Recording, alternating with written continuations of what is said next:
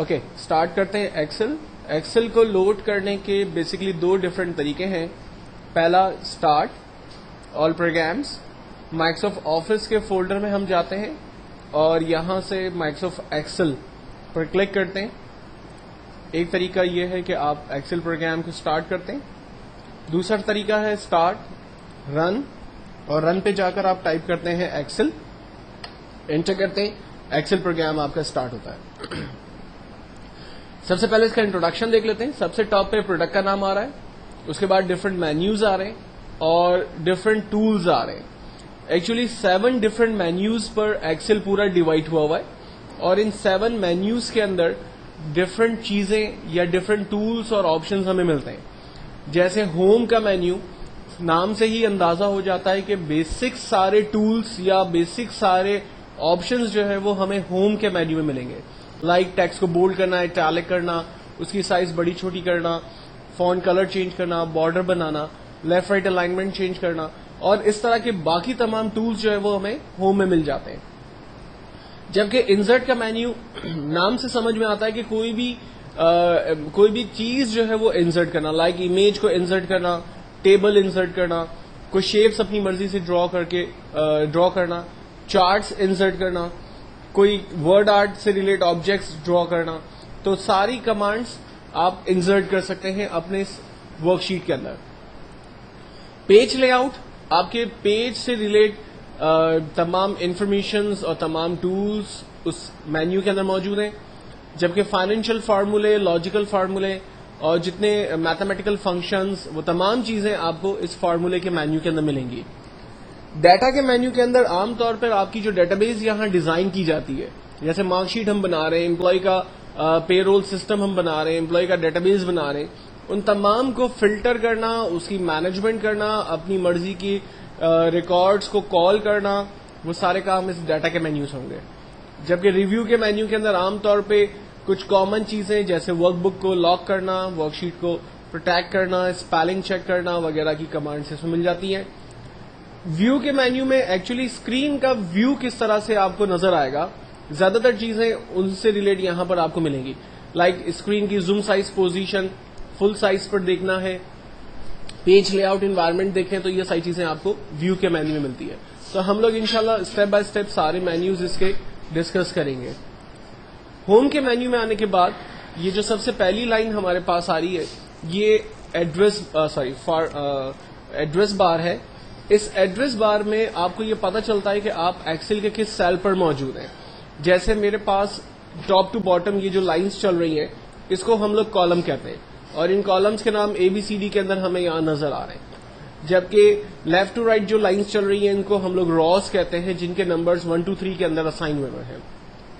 Excel में movement करने के लिए कीबोर्ड में जो 4 एरो कीज हैं, आप उन एरो कीज को यूज करते हैं तो आप अपनी वर्कशीट के अंदर मूव कर सकते हैं और जिस भी सेल के अंदर आप मूव करते हैं उस सेल का एड्रेस आपको यहां पर नजर आता है। मिसाल के तौर पर मैं इस वक्त E6 पर मौजूद हूं तो सेल एड्रेस E6 मुझे यहां नजर आ रहा है। अगर मैं किसी दूसरे सेल पर क्लिक करता हूं तो उसका एड्रेस मुझे यहां नजर आ रहा है G9। इसका मतलब है मैं कॉलम नंबर G और लाइन नंबर 9 पर मौजूद हूं। तो आप एक्सेल के जिस भी सेल के ऊपर मौजूद होंगे उस सेल का एड्रेस आपको यहां पर वो बताता रहेगा। मूवमेंट करने के लिए एक्चुअल में हम लोग एरो की यूज करते हैं, जो मैं आपको पहले ही बता चुका हूं।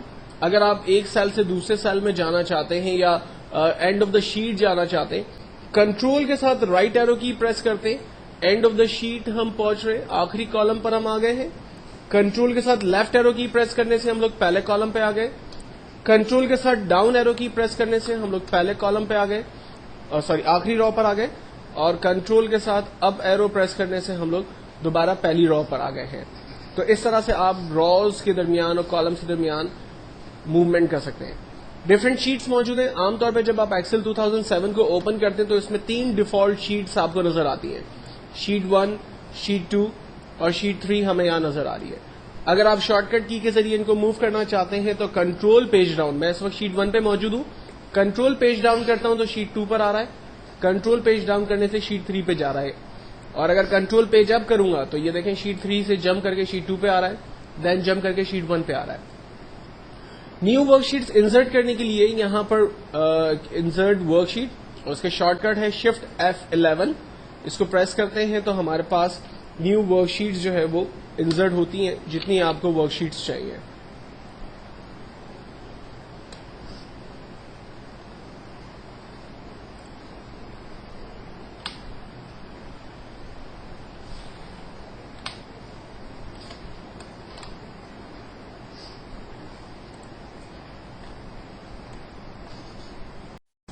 नाउ एक्सेल के अंदर टॉप पर ये जो लाइन हमें नजर आ रही है, इसको हम लोग फार्मूला बार कहते हैं।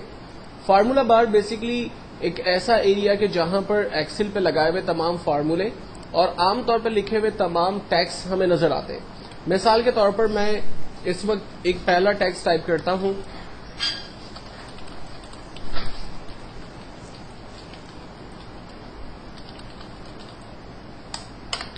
जब मैंने सेल के ऊपर टेक्स्ट टाइप किया और एंटर प्रेस किया तो बाय डिफॉल्ट एक्सेल में कर्सर हमेशा नीचे आता है।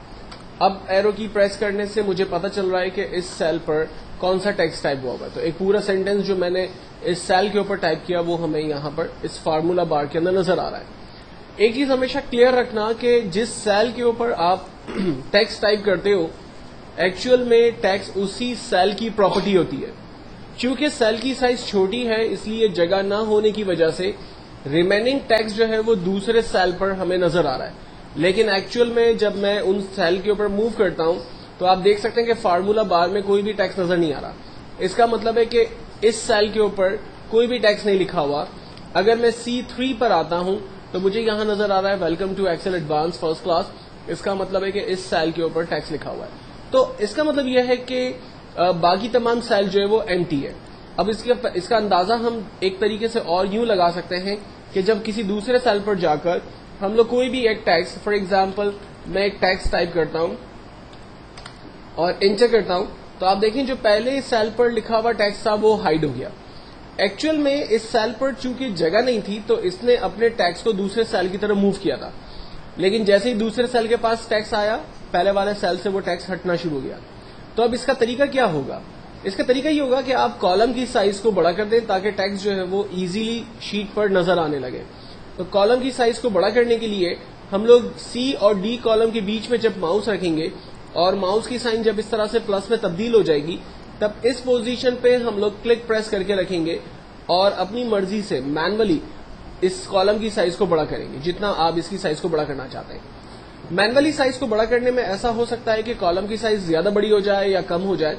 तो ऐसी सिचुएशन से बचने के लिए आप कॉलम के ऊपर डबल क्लिक करते हैं। इससे फायदा यह होता है कि जितना कॉलम को स्पेस रिक्वायर्ड था, ऑटोमेटिकली कॉलम की साइज उतनी बड़ी हो गई।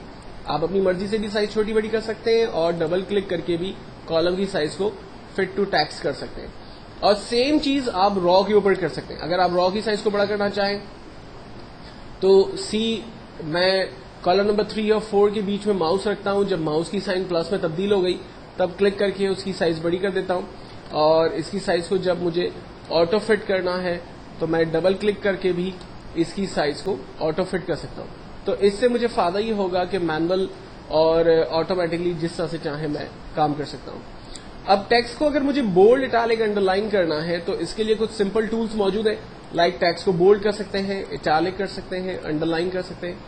बोल्ड खत्म कर रहे हैं, इटैलिक खत्म कर रहे हैं, अंडरलाइन खत्म कर रहे हैं, साइज अपनी मर्जी से बड़ी कर रहे हैं। और साइज अगर स्टेप बाय स्टेप बड़ी करनी है तो यहाँ पर इंक्रीज का टूल दिया हुआ है, इंक्रीज फॉन्ट्स है, और इसी के बराबर में डिक्रीज फॉन्ट्स का टूल दिया हुआ है। हम साइज को छोटी कर सकते हैं स्टेप बाय स्टेप।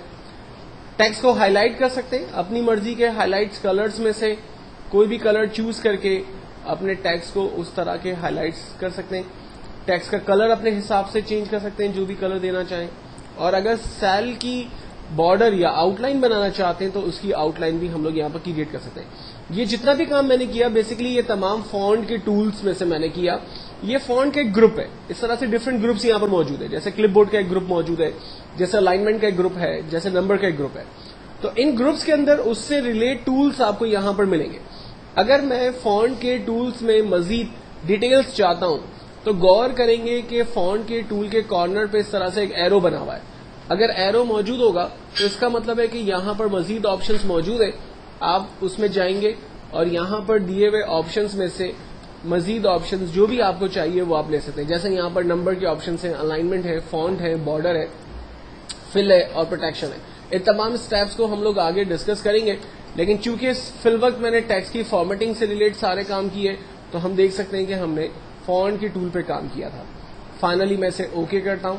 अगर अपने टेक्स्ट को मिटाना चाहते हैं तो दोबारा वही तमाम कमांड्स को अप्लाई करना पड़ेगा। लाइक मुझे इसके कलर्स को ऑटोमेटिक करना पड़ेगा, इसके फिल कलर को नो फिल करना पड़ेगा, बॉर्डर को मुझे खत्म करना पड़ेगा नो बॉर्डर करके, टेक्स्ट को जो है वो बोल्ड इटैलिक अंडरलाइन से खत्म करना होगा, और इसकी साइज को दोबारा 10, आमतौर पे इसकी एक्सेल की जो स्टैंडर्ड फॉन्ट साइज होती है वो 10 to 12 के बिटवीन होती है, तो वो हम साइज यूज करके अपने टेक्स्ट के ऊपर काम करेंगे। अब सबसे पहली चीज, एक्सेल के अंदर कुछ बिल्ट इन चीजें हैं जिसको हम लोग देखते हैं। मिसाल के तौर पर एक्सेल में अगर आप अपना नाम लिखते हैं और उसकी कॉपी बनाना चाहते हैं तो उसका तरीका क्या होगा। लाइक मैंने अपना नाम लिखा, नाम लिखने के बाद अब दोबारा एंटर करके अपने माउस को उसी सेल पर एरो की के जरिए चला गया। अपने माउस के प्लस को इस डॉट के ऊपर रखेंगे तो माउस का प्लस एक माइनर से प्लस में तब्दील हो जाएगा। इस पोजीशन पर रहते हुए, माउस के प्लस को इस पोजीशन पर रखते हुए आप जस्ट ड्रैग करेंगे तो इसकी नंबर ऑफ कॉपीज देखेंगे जनरेट कर देगा। अच्छा, अनफॉर्चुनेटली मेरे पास जो है वो एक पहले से फार्मूला फिट हुआ है तो वो उसकी कॉपी बना रहा है, अदरवाइज जो है वो ये सिर्फ उसकी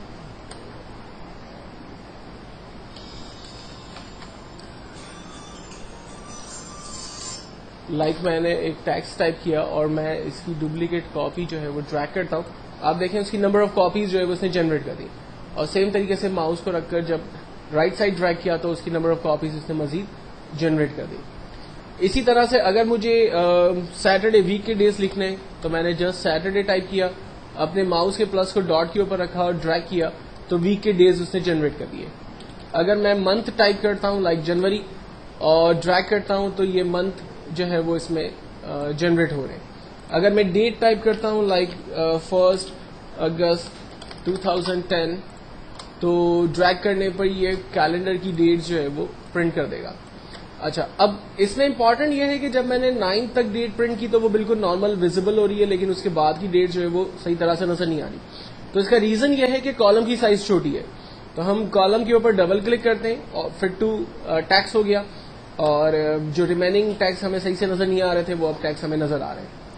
लास्ट सीरियल नंबर जनरेट करने के लिए हम लोग 1 प्रेस करते हैं, और 1 प्रेस करने के बाद अपने माउस को उसी पर रखेंगे, कीबोर्ड से कंट्रोल का बटन दबा के रखेंगे और अपने माउस के प्लस को इस डॉट के ऊपर रखकर ड्रैग करेंगे तो ये सीरियल नंबर देखें इसने जनरेट कर दिए। और सीरियल नंबर आप कहीं से भी शुरू कर सकते हैं। मिसाल के तौर पर मुझे 51 से सीरियल नंबर शुरू करना है तो मैंने फर्स्ट नंबर 51 टाइप किया, अपने माउस को उसी के ऊपर रखा, कीबोर्ड से कंट्रोल बटन दबाया और जस्ट ड्रैग किया, इसने सीरियल नंबर जो है वो जनरेट कर दिए। और अगर आपको रैंडम नंबर चाहिए, लाइक मैं चाह रहा हूं कि मुझे 3 का टेबल मिल जाए, तो फिर आपको 2 नंबर टाइप करने होंगे। लाइक पहला नंबर 3, सेकंड नंबर 6, दोनों नंबर टाइप किए। 3 के बीच में माउस को रखकर रेंज बनाएंगे 6 तक की, यानी दोनों सेल को रेंज में ले लेंगे। रेंज में लेने के बाद बगैर कीबोर्ड के कंट्रोल के आप अपने माउस के प्लस को इस डॉट पे रखेंगे और जर्नली उसको ड्रैग करेंगे, यानी नॉर्मल तरीके से उसको ड्रैग करेंगे। यहां आपको कीबोर्ड के कंट्रोल को दबाने की जरूरत नहीं है। कीबोर्ड का कंट्रोल सिर्फ उसी सूरत में दबाया जाता है कि जहां पर आपको सीरियल नंबर कंटिन्यूअस ऑर्डर में चाहिए होते हैं, लेकिन जहां आपको रैंडम नंबर चाहिए होंगे वहां पर आप 2 नंबर टाइप करके दोनों की रेंज बनाकर उसको ड्रैग करेंगे तो आप देखें वो टेबल या रैंडम नंबर्स जो है वो आपके लिए खुद ही जनरेट कर देगा। तो ये कुछ बेसिकली और सिंपल मेथड्स हैं जिसकी मदद लेते हुए आप टैक्स को जो है वो इजीली प्रिंट कर सकते हैं। अगर इनमें से किसी भी टैक्स को रब करना है तो आप रेंज बनाते हैं, कीबोर्ड से डिलीट का बटन दबाते हैं, वो टैक्स आपका रब हो जाता है, एक तरीका। दूसरा तरीका, आप कॉलम की रेंज बनाएं, डिलीट का बटन दबाएं, टैक्स रब हो जाएगा। तीसरा तरीका, आप रॉज की रेंज बनाइए, टैक्स को रब करें। चौथा तरीका, ए से ऊपर हो 1 से पहले एक कॉलम ब्लैंक आपको नजर आ रहा है, खाली बॉक्स है, उस पर क्लिक करें। इस पर क्लिक करने से आपकी पूरी वर्कशीट जो है वो बेसिकली सेलेक्ट हो जाती है। आप कीबोर्ड से डिलीट का बटन प्रेस करें, पूरी वर्कशीट पे जितना भी डाटा था वो सारा आपका रब हो गया है। नाउ मार्कशीट बनाने के लिए हम लोग शीट पर सबसे पहले सेल पर कोई भी एक डमी नाम स्कूल का टाइप कर लेते हैं, like ABC school. Karimabad, Karachi, और डिफरेंट सेल के ऊपर डिफरेंट कैप्शंस या हेडिंग्स टाइप कर लेते हैं। लाइक मुझे एक मार्कशीट बनानी है जिसके अंदर serial number, name, English, math, science, total, percentage और ग्रेड की कुछ हेडिंग्स होनी चाहिए।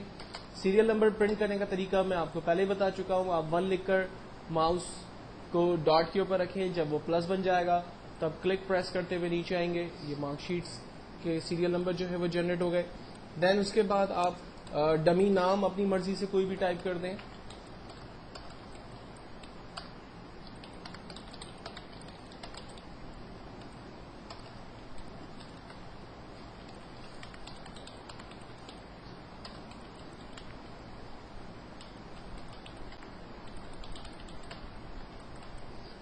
देन सीरियल नंबर में से random numbers, English, math, science, कोई भी अपनी मर्जी से आप टाइप कर दें।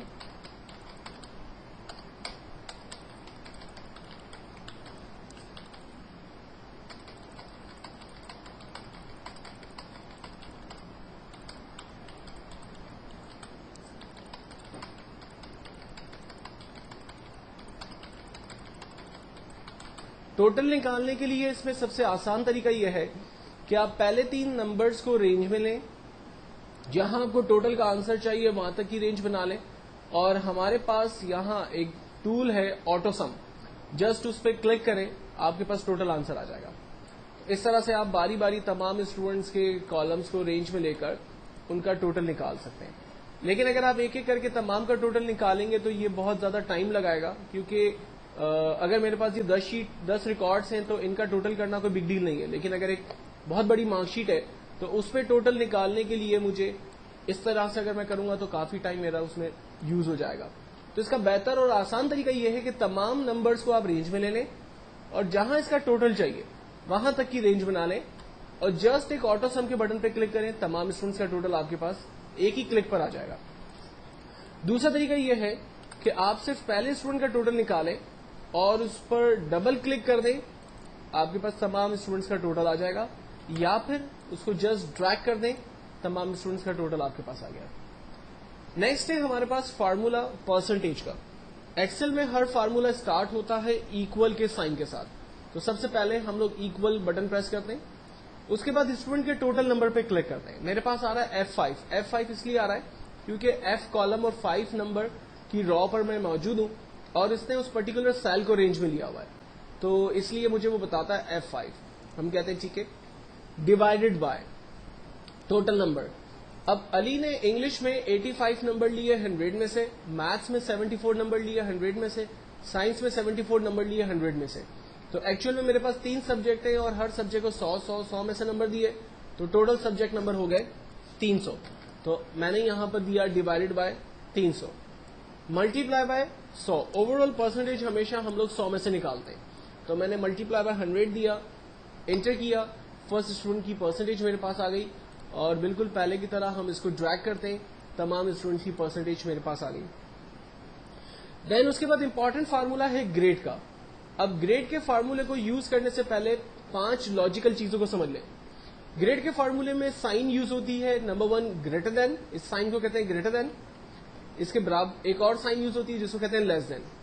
अगर मैं कहता हूं कि बच्चे की वैल्यू बड़ी है 80 से, तो कंप्यूटर जो है वो 80 से बड़ी वैल्यू को चेक करेगा, 80 को नहीं चेक करेगा, यानी 81, 82, 83 को चेक करेगा। क्योंकि हमने कहा कि अगर परसेंटेज बड़ी है 80 से तो उसमें 80 को नहीं चेक किया जा रहा, 81, 82, 83 को चेक किया जा रहा है। अगर हम कहते हैं कि वैल्यू छोटी है 80 से, तो इसका मतलब है कि वो 80 को नहीं चेक कर रहा, 80 से छोटी वैल्यू को चेक कर रहा है, 79, 78, 76 को। हम कहते हैं कि अगर वैल्यू बड़ी है, बराबर है 80 के, तो इसका मतलब है कि वो 80 को भी चेक करे और 80 से बड़ी वैल्यू को भी चेक करे, क्योंकि हमने ग्रेटर देन इक्वल्स टू कर दिया। अगर हम कहते हैं कि परसेंटेज छोटी है इक्वल्स टू 80, परसेंटेज 80 को भी चेक करेगा और 80 से छोटी वैल्यूज को भी चेक करेगा। जबकि 5वीं कंडीशन है परसेंटेज बराबर है 80 के, तो एग्जैक्टली 80 अगर परसेंटेज आ रही है तो उसी को वो चेक करेगा, अदरवाइज तमाम वैल्यू को वो इग्नोर करेगा। तो ये 5 डिफरेंट कंडीशंस होती हैं जो हम लोग आमतौर पे ग्रेड के इस फार्मूले में इस वक्त यूज करने जा रहे होते हैं। पहला फार्मूला ग्रेड का पहले स्टूडेंट के लिए हम इस्तेमाल करते हैं, इक्वल्स टू इफ का मतलब है अगर, ब्रैकेट ओपन, इस सेल की वैल्यू, पहले बच्चे की परसेंटेज पे क्लिक किया, सेल एड्रेस आ रहा है G5। हमने कहा अगर इस सेल की वैल्यू बड़ी है, बराबर है 80 के, तो कॉमा उस बच्चे को A+ ग्रेड दे दें। एक्सेल और प्रोग्रामिंग लैंग्वेज के अंदर हमेशा ख्याल रखना कि वो वैल्यू जो आपको स्क्रीन पर एज इट इज प्रिंट करवानी होगी, उस वैल्यू को आप इन्वर्टेड कॉमा के अंदर देते हैं। हमने कहा अगर G5 की वैल्यू बड़ी है, बराबर है 80 के, तो कॉमा उस बच्चे को A+ ग्रेड दे दें। और अगर ऐसा ना हो तो क्या करें, फिर हमें दूसरी कंडीशन लगानी होगी और दोबारा इफ को खोलकर दोबारा उस पर एक नया फार्मूला ऐड करना होगा। एक्चुअली फार्मूले का सिंटैक्स यही होगा, फार्मूले की कंडीशंस चेंज होती रहेंगी। मैं आपको करके बता देता हूं। दूसरा फार्मूला लगाने के लिए हमने कॉमा लगाया और लिखते हैं इफ। जब इफ के अंदर मजीद इफ खुलते हैं तो उसको कहते हैं नेस्टेड लूप। ब्रैकेट ओपन, अगर इस सेल की वैल्यू बड़ी है, बराबर है 70 के, तो उस बच्चे को A ग्रेड दे दे। तीसरी कंडीशन, इफ अगर इस सेल की वैल्यू बड़ी है, बराबर है 60 के, तो उसको B ग्रेड दे दे। देन फोर्थ कंडीशन, अगर इस सेल की वैल्यू बड़ी है, बराबर है 50 के, तो उसको C grade they they. If अगर इस सेल की वैल्यू बड़ी है, बराबर है 40 के, तो उसको D ग्रेड दे दे। फाइनली हम कहते हैं कि अगर सेल की वैल्यू छोटी है, बराबर है 39 के, तो उसको फेल कर दे। अब जितने ब्रैकेट ओपन हुए हैं उतने ब्रैकेट हमें क्लोज करने होंगे। एक्सेल में यूजुअली ये होता है कि जब आप एक दफा ब्रैकेट ओपन करते हैं तो उसे क्लोज करने की नीड नहीं होती है, लेकिन जब आप एक से ज्यादा ब्रैकेट ओपन करेंगे तो उनको क्लोज भी करना पड़ेगा। तो यहां पर मेरे 6 ब्रैकेट्स ओपन हुए हैं, तो मैं उन 6 ब्रैकेट को क्लोज कर रहा हूं। 1 2 3 4 5 6, और हर ब्रैकेट का अपना एक कलर है, तो हमें उससे अंदाजा भी हो जाता है कि वो ब्रैकेट प्रॉपर्ली क्लोज हो रहे या नहीं हो रहे। फाइनली मैंने एंटर किया, पहले बच्चे का ग्रेड मेरे पास आ गया और इसको सामने रखते हुए मैं ड्रैग करता हूं, तमाम स्टूडेंट्स का ग्रेड मेरे पास आ जाता है। अब एक्सेल में इतने फार्मूले लगाने की क्या जरूरत थी या इतना लंबा चौड़ा काम करने की जरूरत क्या थी? ये काम हम शॉर्ट तरीके से भी कर लेते तो हमारा आंसर जो है वो जनरेट हो जाता है, या हम मैनुअली टाइप कर लेते, हाथ से लिख लेते। एक्चुअल में एक्सेल में सबसे इंपॉर्टेंट चीज उसके फार्मूले ही है। लोग एक्सेल को पसंद करते हैं या ना पसंद करते हैं, उसका रीजन यही है कि उसके फार्मूले बड़े खतरनाक हैं। लोगों को पसंद आते हैं फार्मूले तो वो मेहनत करते हैं, सीखते हैं। लोगों को नहीं पसंद आते तो घबराते हैं और छोड़ के चले जाते हैं। ठीक है, तो एक्सेल में क्या फायदा हुआ इन फार्मूलों को लगाने से? मिसाल के तौर पर अली का जो टोटल आ रहा है वो 233, परसेंटेज 76 और ग्रेड A ग्रेड आ रहा है। सॉरी, अगर मैं इसके सब्जेक्ट नंबर को कम करता हूं, आप देखें इसके टोटल परसेंटेज और ग्रेड के ऊपर चेंजिंग्स आ रही है। ये देखें, दूसरे नंबर को चेंज कर रहा हूं, आप देखें इसके रिजल्ट चेंज हो रहा है।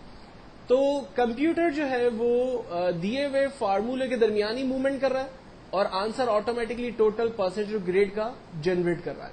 अगर मैं इसके नंबर्स को इंक्रीज करता हूं, आप देखें इसका टोटल परसेंटेज इंक्रीज हुआ, इसका ग्रेड जो है वो इंक्रीज हुआ, इसका परसेंटेज इंक्रीज हो रहा है। एवरीथिंग वर्किंग में है क्योंकि हमने फार्मूलों में तमाम चीजों को जो है वो ऑर्डर पोजीशन के अंदर रखा हुआ है। तो ये एक मार्कशीट का कॉन्सेप्ट है। मार्कशीट को क्रिएट करने के बाद जो हमने टॉप पर हेडिंग्स दी थी, अब इसको जरा सेंट्रलाइज करते हैं अपनी मार्कशीट का। इस वक्त मेरा जो आखिरी कॉलम है वो H है, तो हम लोग मार्कशीट को H कॉलम से रेंज बनाना शुरू करते हैं, A से और H तक की रेंज बनाते हैं। ये पहले टेक्स्ट के साथ आप बिहेव करेंगे। यहां पर एक टूल है हमारे पास, मर्ज एंड सेंटर। जस्ट इस टूल पर क्लिक करते हैं, हमारा टेक्स्ट सेंट्रलाइज हो गया मार्कशीट का। देन सेकंड हेडिंग को चूज किया, करीमाबाद कराची, और इसको भी हमने सेंट्रलाइज कर दिया। देन उसके बाद बोल्ड इटैलिक को सारे टूल्स में आपको बता चुका हूं, आप फॉर्मेटिंग के हवाले से उनको यूज कर सकते हैं। इसके बाद मैं टेक्स्ट की बॉर्डर बना लेता हूं, और ताकि मेरा टेक्स्ट जो है वो थोड़ा सा फॉर्मेटिंग के हवाले से खूबसूरत नजर आए। ये हमारी एक कंप्लीट मार्कशीट है जिस पर हमने टोटल परसेंटेज और ग्रेड के फार्मूलों को यूज किया है। नाउ इस ट्यूटोरियल के अंदर बेसिकली हम लोग समझने की कोशिश करेंगे कि एक्सेल में हमने टोटल परसेंटेज और ग्रेड के लिए फार्मूले क्यों दिए, और स्पेशली ग्रेड का फार्मूला जो हमने इतना बड़ा लेंथी टाइप किया, अगर हम उसकी जगह क्राइटेरिया सेट करके टाइपिंग कर लेते तो शायद हमारा काम जल्दी और बहुत आसानी से हो सकता था। एक्चुअल के अंदर एक्सेल के अंदर जो सबसे इंपॉर्टेंट चीज है वो इसके फार्मूले ही हैं। बहुत सारे लोग एक्सेल को पसंद करते हैं क्योंकि उसमें काम को आसान कर देने वाले फार्मूले मौजूद हैं। जबकि बहुत सारे लोग एक्सेल को अवॉइड करते हैं क्योंकि उन्हें फार्मूले समझ में नहीं आ रहे होते। तो एक्सेल के अंदर जो सबसे पावरफुल चीज है वो उसके फार्मूले। अब हम यहाँ समझने की कोशिश करते हैं कि हमने टोटल परसेंटेज ग्रेड जो फार्मूले से हासिल किया उससे हमें बेसिकली क्या लॉन्ग टर्म में फायदा होगा। मेरे पास अली के इंग्लिश में नंबर 80 है, 90 नंबर मैथ्स में है और साइंस के अंदर 70 नंबर है। इस तरह से टोटल 240 नंबर, परसेंटेज 80 और ग्रेड A+ बन रहा है। मिसाल के तौर पर अगर मैं अली के नंबर्स को कम कर देता हूं, फॉर एग्जांपल मैं इसके नंबर 50 कर देता हूं, तो आप देखें टोटल के ऊपर मेजर फर्क हमें नजर आ रहा होगा। परसेंटेज चेंज हो गई और according to the percentage grade भी अपने हिसाब से चेंज हो गया। अगर मैं अली के मैथ्स के नंबर को भी चेंज करता हूं तो आप देखें रिजल्ट चेंज हो रहा है। अगर मैं उसके साइंस के नंबर को चेंज कर रहा हूं तो आप देखें रिजल्ट चेंज हो रहा है। तो इंपॉर्टेंट बात यह थी कि जब मैंने किसी भी स्टूडेंट के नंबर्स को चेंज किया तो उसका जो पूरा इफेक्ट है वो टोटल की वजह से परसेंटेज और परसेंटेज की वजह से ग्रेड के ऊपर वो इसके इफेक्ट्स आ रहे हैं। अगर एक स्कूल की टीचर के पास सिर्फ एक सिंपल फार्मूले वाली मार्कशीट मौजूद हो और उसको ये असाइनमेंट, उसको ये काम मिल जाए कि उसने बच्चों के नाम इंटर करने और उससे सब्जेक्ट नंबर्स इंटर करने, टोटल परसेंटेज खुद आ जाएगा, तो वो टीचर अपने लिए मतलब अपना काम कितना आसान महसूस करेगी। आईटी डिपार्टमेंट वालों का या आईटी एक्सपर्ट्स की बेसिकली ये रिस्पॉन्सिबिलिटी होती है कि वो इस तरह के फार्मूलों को किसी भी वर्कशीट के ऊपर अप्लाई कर सके। अब इन फार्मूलों को अगर मार्कशीट के अलावा किसी फाइनेंशियल कंपनी के अंदर अगर हम अप्लाई करने जा रहे हैं तो उसके तरीकाकार क्या होंगे, उसकी कुछ बेसिक टेक्निक्स मैं आपको बताता हूं। अगर ये बेसिक टेक्निक्स या रूल्स आपकी समझ में आ गए तो एग्जैक्टली आप एक्सेल के अंदर कहीं भी इन फार्मूलों को इस्तेमाल कर सकते हैं। मिसाल के तौर पर अगर एक्सेल के अंदर आपको असाइनमेंट मिलता है कि किसी भी दो वैल्यू को, यहां पर दी हुई वैल्यूज में से किसी भी दो वैल्यू को आपस में प्लस करना है, तो आप क्या करेंगे। इस बात को समझने के लिए आप अपने जहन में सिर्फ कैलकुलेटर की एग्जाम्पल को रखें। अगर मिसाल के तौर पर कैलकुलेटर में आपको दो वैल्यू को आपस में प्लस करना है तो आप क्या करते हैं। 10 और 10 दो फिगर मैं आपको असाइन करता हूं। आप सबसे पहले कैलकुलेटर पे 1010 टाइप करेंगे, प्लस का बटन दबाएंगे, फिर देन 1010 प्रेस करेंगे, इक्वल्स करेंगे, आंसर आ जाएगा 20। अगर यही काम आपको कंप्यूटर में करना है तो आप सबसे पहले इक्वल नंबर प्रेस करें, क्योंकि एक्सेल का हर फार्मूला स्टार्ट होता है इक्वल के साइन के साथ। नंबर यहां पर ऑलरेडी मेंशन है, तो इन नंबर्स में से किसी भी नंबर को सिलेक्ट करें। आप प्लस करना चाह रहे हैं इसलिए प्लस का बटन दबाइए, दूसरे नंबर पर क्लिक करें, एंटर करें, आंसर आ गया। अगर मैं दो वैल्यू की जगह 3 वैल्यू को आपस में प्लस करना चाहता हूं तो उसके लिए भी सिंपल तरीका यही यूज होगा। आप इक्वल के साथ फार्मूला स्टार्ट करेंगे, किसी भी पहली वैल्यू को सिलेक्ट करेंगे, plus second value plus third value, और अगर आपका ख्याल है कि आपको 4 वैल्यू प्लस करनी है तो आप 4 वैल्यूज को रेंज में लेते हैं। हर एक वैल्यू को रेंज में लेने से उसका सेल एड्रेस आपके पास आता है, जिससे फायदा ये होता है कि आप अगर उस सेल एड्रेस के अंदर बाद में वैल्यू चेंज करते हैं तो आंसर ऑटोमेटिकली आपका अपडेट होता है। तो आंसर प्लस करने के लिए हमने सिंपल मेथड यूज किया। यही काम अगर मुझे माइनस, मल्टीप्लाई और डिवाइड के लिए अप्लाई करना है तो तरीका बिल्कुल सेम है, यानी जो बेसिक रूल है वो सबका सेम है। Equals first value minus second value, enter किया, आंसर आ गया। मल्टीप्लाई के लिए equals to first value multiply by second value, enter किया, आंसर आया। डिवाइड के लिए equals to first value divided by second value, enter किया, आंसर आ गया। यहां पर ऑलरेडी स्क्रीन पर तमाम वैल्यूज दी हुई थी। अगर मिसाल के तौर पर कंपनी में आपके पास कोई ऐसा असाइनमेंट आता है जिसमें फिगर्स शीट पर मौजूद ना हो और आपको जबानी उनका सिर्फ आंसर जनरेट करना हो तो आप क्या करेंगे। एग्जाम्पल उसी को लेते हैं। इक्वल्स टू अगर मुझे 10 प्लस 10 करना है तो हमने फार्मूला स्टार्ट किया, सबसे पहले इक्वल 10 प्लस 10, लास्ट में एंटर किया, आंसर आ गया 20। अगर मुझे 10 में से माइनस 5 करना है, आंसर आ गया 5 रुपीज। अगर मेरे पास 10 रुपीज है और मैं इसमें से 10 प्रोडक्ट्स बाय करता हूं तो मेरे पास 100 आइटम्स जो है वो आ जाएंगी। अगर मेरे पास 10 रुपीज है और मैं उसको डिवाइड करता हूं 2 के साथ तो मेरे पास आंसर आएगा 5। तो एक्चुअल के अंदर फार्मूले का जो बेसिक रूल है वो बिल्कुल सेम है। इन बेसिक रूल्स को आप सामने रखते हुए अगर एक्सेल पे काम करेंगे तो आपको कभी भी कोई भी प्रॉब्लम नहीं आएगा। फाइनेंशियल कंपनीज के अंदर आमतौर पे यही प्लस माइनस मल्टीप्लाई के फार्मूले यूज होते हैं, अलग अलग तरीकों से यूज होते हैं, जिनको मैं आगे अपने नेक्स्ट ट्यूटोरियल के अंदर डिफरेंट एग्जांपल्स के जरिए समझाने की कोशिश करूंगा। नाउ इन्हीं प्लस माइनस मल्टीप्लाई और डिवाइड के फार्मूलों को फाइनेंशियल कंपनीज के अंदर अगर सैलरी के पैटर्न के अंदर देखा जाए तो वो किस तरह से इस्तेमाल होता है उसको समझने की कोशिश करते हैं। मिसाल के तौर पर मेरी कंपनी के अंदर एक एम्प्लॉय जिसकी बेसिक सैलरी 18,000 रुपीज है,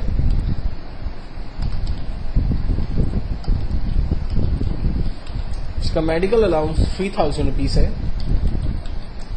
उसका कन्वेंस 3,500 रुपीज है, उसे हाउस रेंट 7,500 मिलता है और उसका कोला 1,050 रुपीज है, तो उसको टोटल सैलरी कितनी मिलती है? इसका आंसर जनरेट करने के लिए हम तमाम वैल्यूज को रेंज में लेते हैं, जहां हमें आंसर चाहिए वहां तक की रेंज बनाकर ऑटो सम के बटन पे क्लिक करते हैं, हमारे पास उसकी सैलरी टोटल हमारे पास आ जाती है। अब उसकी सैलरी का अगर मुझे टैक्स डिडक्ट करना है लाइक 3.5% और उसका EOBI डिडक्ट हो रहा है फॉर एग्जांपल 380 रुपीज, और उसके बाद मुझे मालूम करना है कि उसका टेक होम क्या बनता है, तो इसके लिए हम फार्मूला लगाते हैं लाइक टैक्स डिडक्ट करने के लिए equals to total number multiply by 3.5%। Answer आ गया हमारे पास 1156.75 उसका टैक्स डिडक्ट हो रहा है, जबकि टेक होम इसका equals to salary minus tax minus EOBI, तो जो उसका टेक होम है वो 13,513.25 उसका टेक होम बनता है। तो बेसिकली आपने देखा कि फार्मूला वही यूज हुआ प्लस का, माइनस का और परसेंटेज का, जो पहले मैंने आपको आगे सिखाया था। अब कुछ और एग्जांपल्स को यहां पर देखते हैं। फॉर एग्जांपल अगर एक कंपनी का स्टॉक का प्रोग्राम है, एक कंपनी के पास डिफरेंट आइटम डिफरेंट क्वांटिटी के अंदर मौजूद है, उसकी प्राइस मौजूद है, उसका अमाउंट हम बताना चाहते हैं। फॉर एग्जांपल कंपनी के पास कीबोर्ड है, कुछ कीबोर्ड की प्राइस 350 रुपीज है, सॉरी कीबोर्ड क्वांटिटी में 5 पड़े हुए हैं और उसकी पर कीबोर्ड प्राइस 350 रुपीज है। कंपनी के पास कुछ माउस मौजूद है, एक माउस की कीमत 200 रुपीज है और 10 माउस कंपनी के पास है। कंपनी के पास 2 LCDs है, एक LCD कीमत 7,000 रुपए है। कंपनी के पास 4 हार्ड डिस्क है, एक हार्ड डिस्क की कीमत 4,200 रुपए है। तो कंपनी के पास एक्चुअल में कितना स्टॉक है, इसके लिए फार्मूला हमारे पास मल्टीप्लाई का यूज होगा। देखिए क्वेश्चन को देखकर ही हमें समझना होता है सबसे पहले कि फार्मूला हम कौन सा इस्तेमाल करने जा रहे हैं। जैसे मेरे पास 5 कीबोर्ड है और ईच कीबोर्ड की वैल्यू अगर 350 रुपीज है, तो मैं जब दोनों को मल्टीप्लाई कर दूंगा तो मेरे पास तमाम कीबोर्ड की फिगर आ जाएगी। और एक आंसर को जनरेट करने के बाद अगर हम इसको ड्रैग कर लेते तो ऑटोमेटिकली तमाम वैल्यूज हमारे पास कैलकुलेट होकर आ जाती है। लास्ट में फाइनली मैं टोटल सम कर लेता हूं, तो मुझे पता चल सकता है कि कंपनी में मेरा इस वक्त कितना पैसा इन्वॉल्व हुआ हुआ है। इसी तरह से अगर मैं फॉर एग्जांपल मेरे पास 10,000 रुपीज पाक रुपीज मौजूद है और मुझे डॉलर बाय करना है और डॉलर की कीमत फॉर एग्जांपल 85.6 रुपीज है, तो मेरे पास हाउ मेनी डॉलर जो है वो मैं ले सकता हूं। तो इसके लिए सिंपल फार्मूला इक्वल्स टू 10,000 को हम डिवाइड कर देते हैं 85.6 रुपीज से, आंसर आ जाएगा हमारे पास 116.82 डॉलर्स हम लोग बेसिकली बाय कर सकते हैं। तो आपने देखा कि बेसिकली वही सारे फार्मूले जो हम लोगों ने ऊपर अपनी मार्कशीट के अंदर डिस्कस किए थे, जब यही फार्मूले फाइनेंशियल कंपनीज के अंदर, स्टॉक के प्रोग्राम के अंदर या पेरोल सिस्टम के अंदर या पेटी कैश प्रोग्राम के अंदर या बैलेंस शीट के अंदर या मनी कन्वर्जन के अंदर यूज हो रहे हैं, तो एक्चुअल में फार्मूले वही हैं, प्लस माइनस मल्टीप्लाई डिवाइड, लेकिन उसकी शक्लें बदल जाती हैं। हमेशा ख्याल रखें कि आने वाले क्वेश्चन को पहले गौर से समझें और उस पर कौन सा फार्मूला इस्तेमाल होगा उसको आप देन इस्तेमाल करें। और फार्मूले को इस्तेमाल करने के लिए हमेशा ख्याल रखें कि आपके जहन में कैलकुलेटर के क्लियर कॉन्सेप्ट होने चाहिए। एक्सेल में फार्मूले को इस्तेमाल करने के लिए आप सबसे पहले इक्वल का बटन प्रेस करते हैं, देन उसके बाद फर्स्ट वैल्यू ऑपरेटर और देन सेकंड वैल्यू देकर एंटर करते हैं, आपके पास रिजल्ट जो है वो जनरेट होते हैं।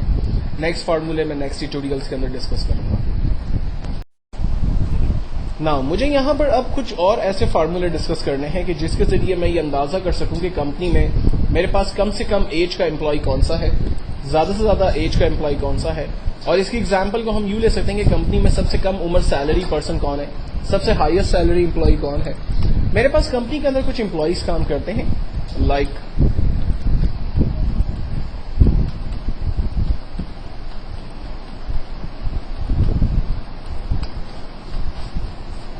मेरे पास कंपनी के अंदर कुछ एम्प्लॉय काम करते हैं।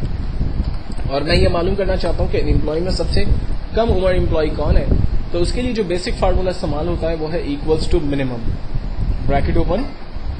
सिंटैक्स को हम समझते हैं, कहता है ब्रैकेट ओपन करें, हमने ब्रैकेट ओपन किया, कहता है नंबर्स आप डिफाइन करें, हमने नंबर्स को रेंज में दिया, जब नंबर्स रेंज में आ गए फाइनली हमने एंटर किया, आंसर आया कि सबसे कम उम्र एम्प्लॉय 19 ईयर्स है। और अगर मुझे ये देखना हो कि कंपनी में सबसे हाईएस्ट एज का एम्प्लॉय कौन है, तो हम फार्मूला लगाते हैं equals to maximum, bracket open, तमाम नंबर्स को हम रेंज में देते हैं, एंटर करते हैं, आंसर आ गया 54। मुझे मालूम करना है कि मेरे पास कंपनी में टोटल एम्प्लॉय कितने काम करते हैं, तो हम फार्मूला लगाते हैं equals to count, bracket open, तमाम वैल्यूज को हमने रेंज में दिया, एंटर किया, आंसर आया 11 एम्प्लॉयज मेरे पास काम कर रहे हैं। मुझे मालूम करना है कि एवरेज एज मेरे पास एम्प्लॉयज की क्या है, हम फार्मूला लगाते हैं इसके लिए एवरेज, ब्रैकेट ओपन, तमाम नंबर्स को रेंज में देते हैं, एंटर करते हैं, एवरेज एज मेरे पास 36 ईयर्स है। अब मैं यहां पर थोड़ा सा एलोबरेट करता चलूं कि काउंट का जो फार्मूला है वो बेसिकली सिर्फ न्यूमेरिक वैल्यूज की गिनती करता है। मिसाल के तौर पर अगर इन नंबर्स के बीच में अगर मैं किसी टेक्स्ट वैल्यू को टाइप कर देता हूं, तो आप देखें काउंट का फार्मूला उस टेक्स्ट की वैल्यू को नहीं गिन पा रहा, लेकिन जैसे ही वहां पर कोई न्यूमेरिक वैल्यू आ रही है तो काउंट का फार्मूला एग्जैक्टली उसको काउंट कर पा रहा है। तो ये चीज हमेशा ध्यान में रखिएगा कि काउंट जो है वो सिर्फ न्यूमेरिक वैल्यू की काउंटिंग करता है, ना कि टेक्स्ट की वैल्यू की काउंटिंग करता है। लेकिन अगर आप टेक्स्ट की वैल्यू को भी काउंट करवाना चाहते हैं तो उसके लिए फिर एक और फार्मूला हम इस्तेमाल करते हैं जो कि है काउंट ए। फार्मूला है equals to count A, bracket open, तमाम वैल्यूज को हम रेंज में देते हैं, एंटर करते हैं, काउंट ए ने हमें बताया कि यहां पर टोटल 11 वैल्यूज जो है वो यूज की गई है।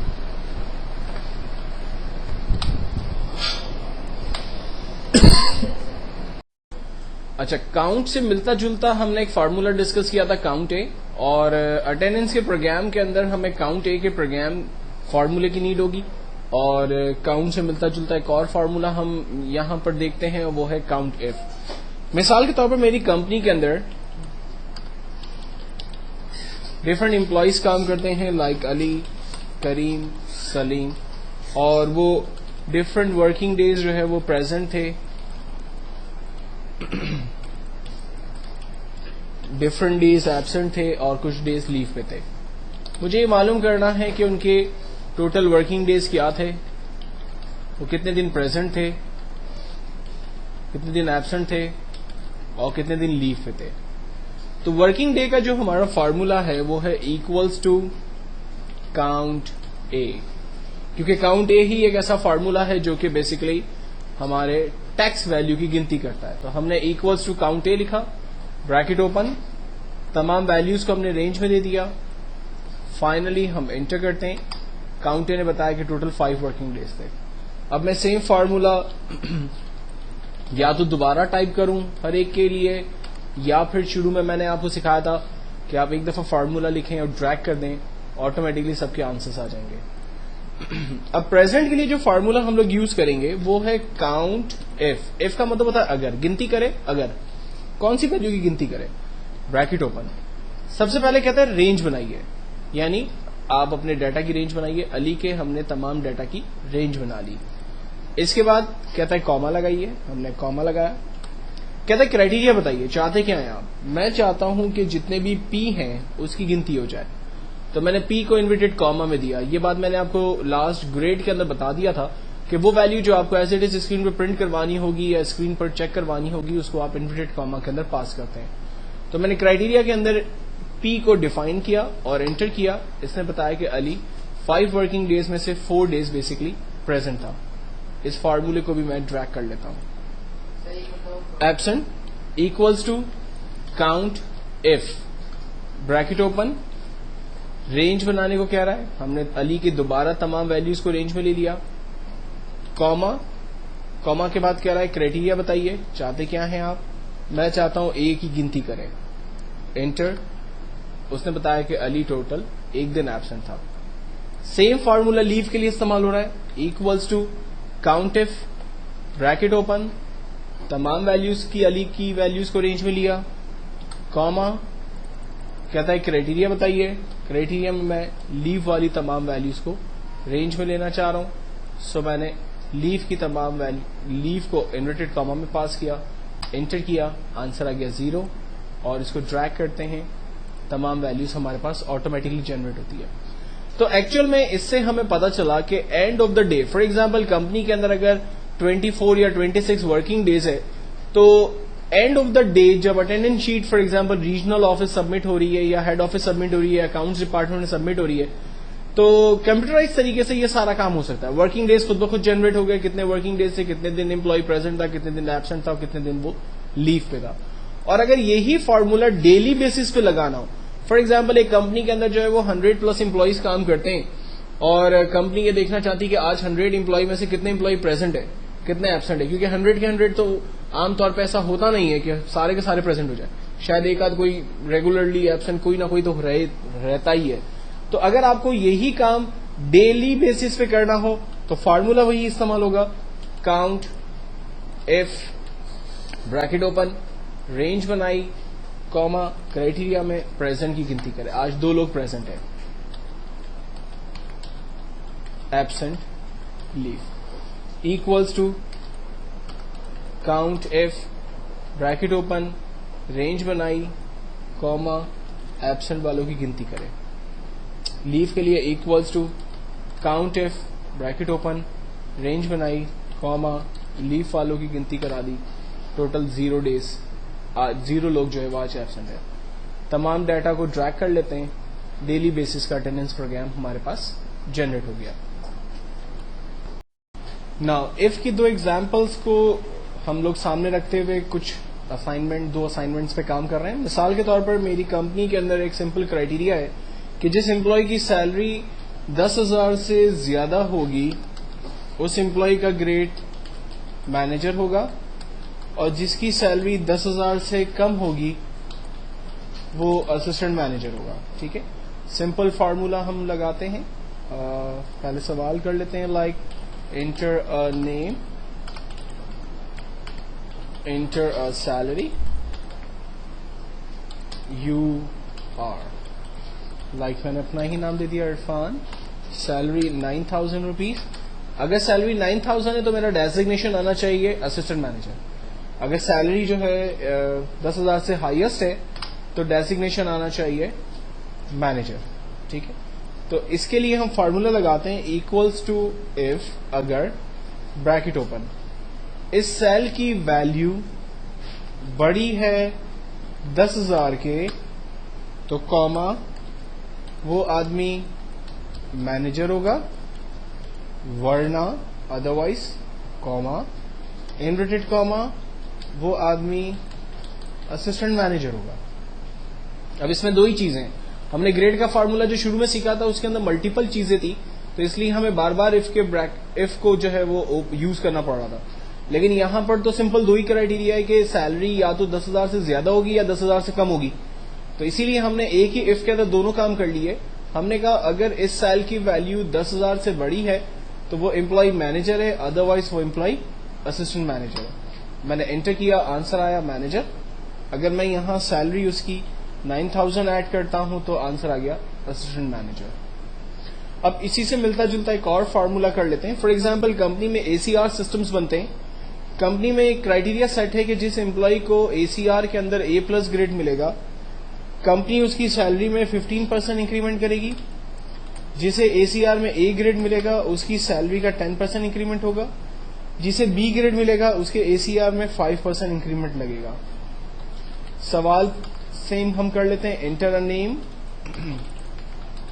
Enter a salary, enter a grade, your new salary is. Formula हम लगाने के लिए अपना नाम पहले डाल देते हैं, सैलरी 10,000 दे देते हैं, ग्रेड A+ असाइन कर लेते हैं।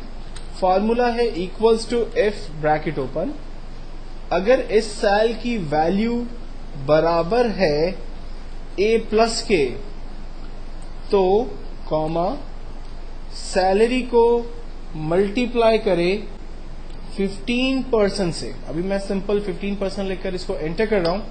आप देखें उसकी सैलरी का इंक्रीमेंट 1,500 रुपीज आ गया। लेकिन एक्चुअल में मुझे यहां पर सैलरी का सिर्फ इंक्रीमेंट नहीं बताना, बल्कि उसकी न्यू रिवाइज सैलरी बतानी है। अगर वो पहले सैलरी 10,000 विड्रॉ कर रहा था और उसे अब ACR सिस्टम मिला, तो अब वो नेक्स्ट मंथ से 11,500 रुपीज विड्रॉ करेगा। तो मुझे एक्चुअल के अंदर यहाँ पर सैलरी को भी ऐड करना है, तो हम लोग इसी फार्मूले में प्लस कर देते हैं सैलरी को, एंटर करते हैं, आंसर आ गया। एक दफा फिर देखते हैं, इक्वल्स टू इफ अगर इस सेल की वैल्यू बराबर है A प्लस के, तो कॉमा सैलरी को मल्टीप्लाई करे 15% से और उसमें जमा करे 10,000 को। जब वो सैलरी को 15% से मल्टीप्लाई करेगा तो ऑटोमेटिकली इसके पास आंसर आ गया 1500, और जब वो उसके अंदर 10,000 रुपीज मजीद ऐड करेगा तो न्यू आंसर आ जाएगा उसके पास 11,500। ये तो क्राइटेरिया हमने बनाया था A प्लस का। अगर सपोज करें इस सेल में A प्लस नहीं होगा, A ग्रेड होगा या B ग्रेड होगा, तो फिर वो कैसे परफॉर्म करेगा? तो फिर हमें दूसरा एक क्राइटेरिया मेंटेन करना होगा और उसके लिए हमें अगेन इफ लिखना होगा। इफ अगर इस सेल की वैल्यू बराबर है A ग्रेड के, तो कॉमा सैलरी को मल्टीप्लाई करे 10% से और उसमें जमा कर दे सैलरी को। अगर ऐसा नहीं होता, इफ अगर इस सेल के अंदर वैल्यू बराबर है B के, तो कॉमा सैलरी को मल्टीप्लाई करे 5% से और उसमें जमा कर दे सैलरी को। अब मैंने पहले ही आपको बताया था, एक्सेल में जब एक ब्रैकेट ओपन होगा तो उसे क्लोज करने की नीड नहीं है, सिस्टम खुद से उसे क्लोज कर देता है। लेकिन अगर एक से ज्यादा ब्रैकेट्स ओपन होंगे तो उन्हें आपने प्रॉपर क्लोज भी करना होगा। तो यहां पर हमारे पास 3 ब्रैकेट्स ओपन है, तो हमने तीनों ब्रैकेट प्रॉपर क्लोज किए, एंटर किया, आंसर आया 11,500, क्योंकि उसका ग्रेड है A प्लस। अगर ग्रेड में मैं सिर्फ A देता हूं तो सैलरी उसकी रिवाइज हो रही है 1,000 और टोटल सैलरी है 11,000। अगर उसे B ग्रेड मिलता है तो उसकी सैलरी में इंक्रीमेंट लगा 500, जबकि टोटल रिवाइज सैलरी हो गई है 10,500। तो एक्चुअल में ये वही इफ के फॉर्मूले हैं जिनको हम लोगों ने ग्रेड के ऊपर काम करके पहले देखा था। लेकिन जब आप दूसरे फाइनेंशियल एरियाज के अंदर जाते हैं या कंपनी के प्रोग्राम्स के अंदर जाते हैं तो यही फॉर्मूले किसी और तरीके से आपको सामने यूज करने पड़ेंगे। नाउ अब हम लोग अपने सेशन के अंदर बेसिकली मेन्यूज को डिस्कस करने जा रहे हैं और मैं स्टार्ट कर रहा हूं अपने फर्स्ट मेन्यू के साथ। मैंने जो अपनी मार्कशीट पहले बनाई हुई थी उसके ऊपर ही हम काम करेंगे।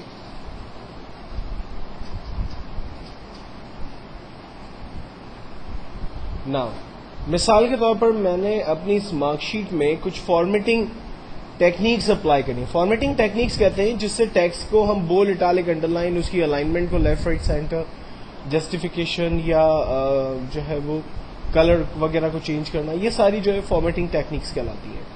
अब यहां पर हमारे पास कुछ टूल्स ऑलरेडी दिए हुए हैं। फॉर एग्जाम्पल, अगर मैं अपने इस मार्कशीट के फॉन्ट राइटिंग को चेंज करना चाहता हूं तो यहां पर दी हुई राइटिंग में से हम किसी भी राइटिंग के ऊपर जब माउस ओवर करेंगे तो पीछे हमें उसका प्रीव्यू नजर आएगा। कंडीशनल फॉर्मेटिंग में कुछ मजीद चीजों को डिस्कस करते हैं।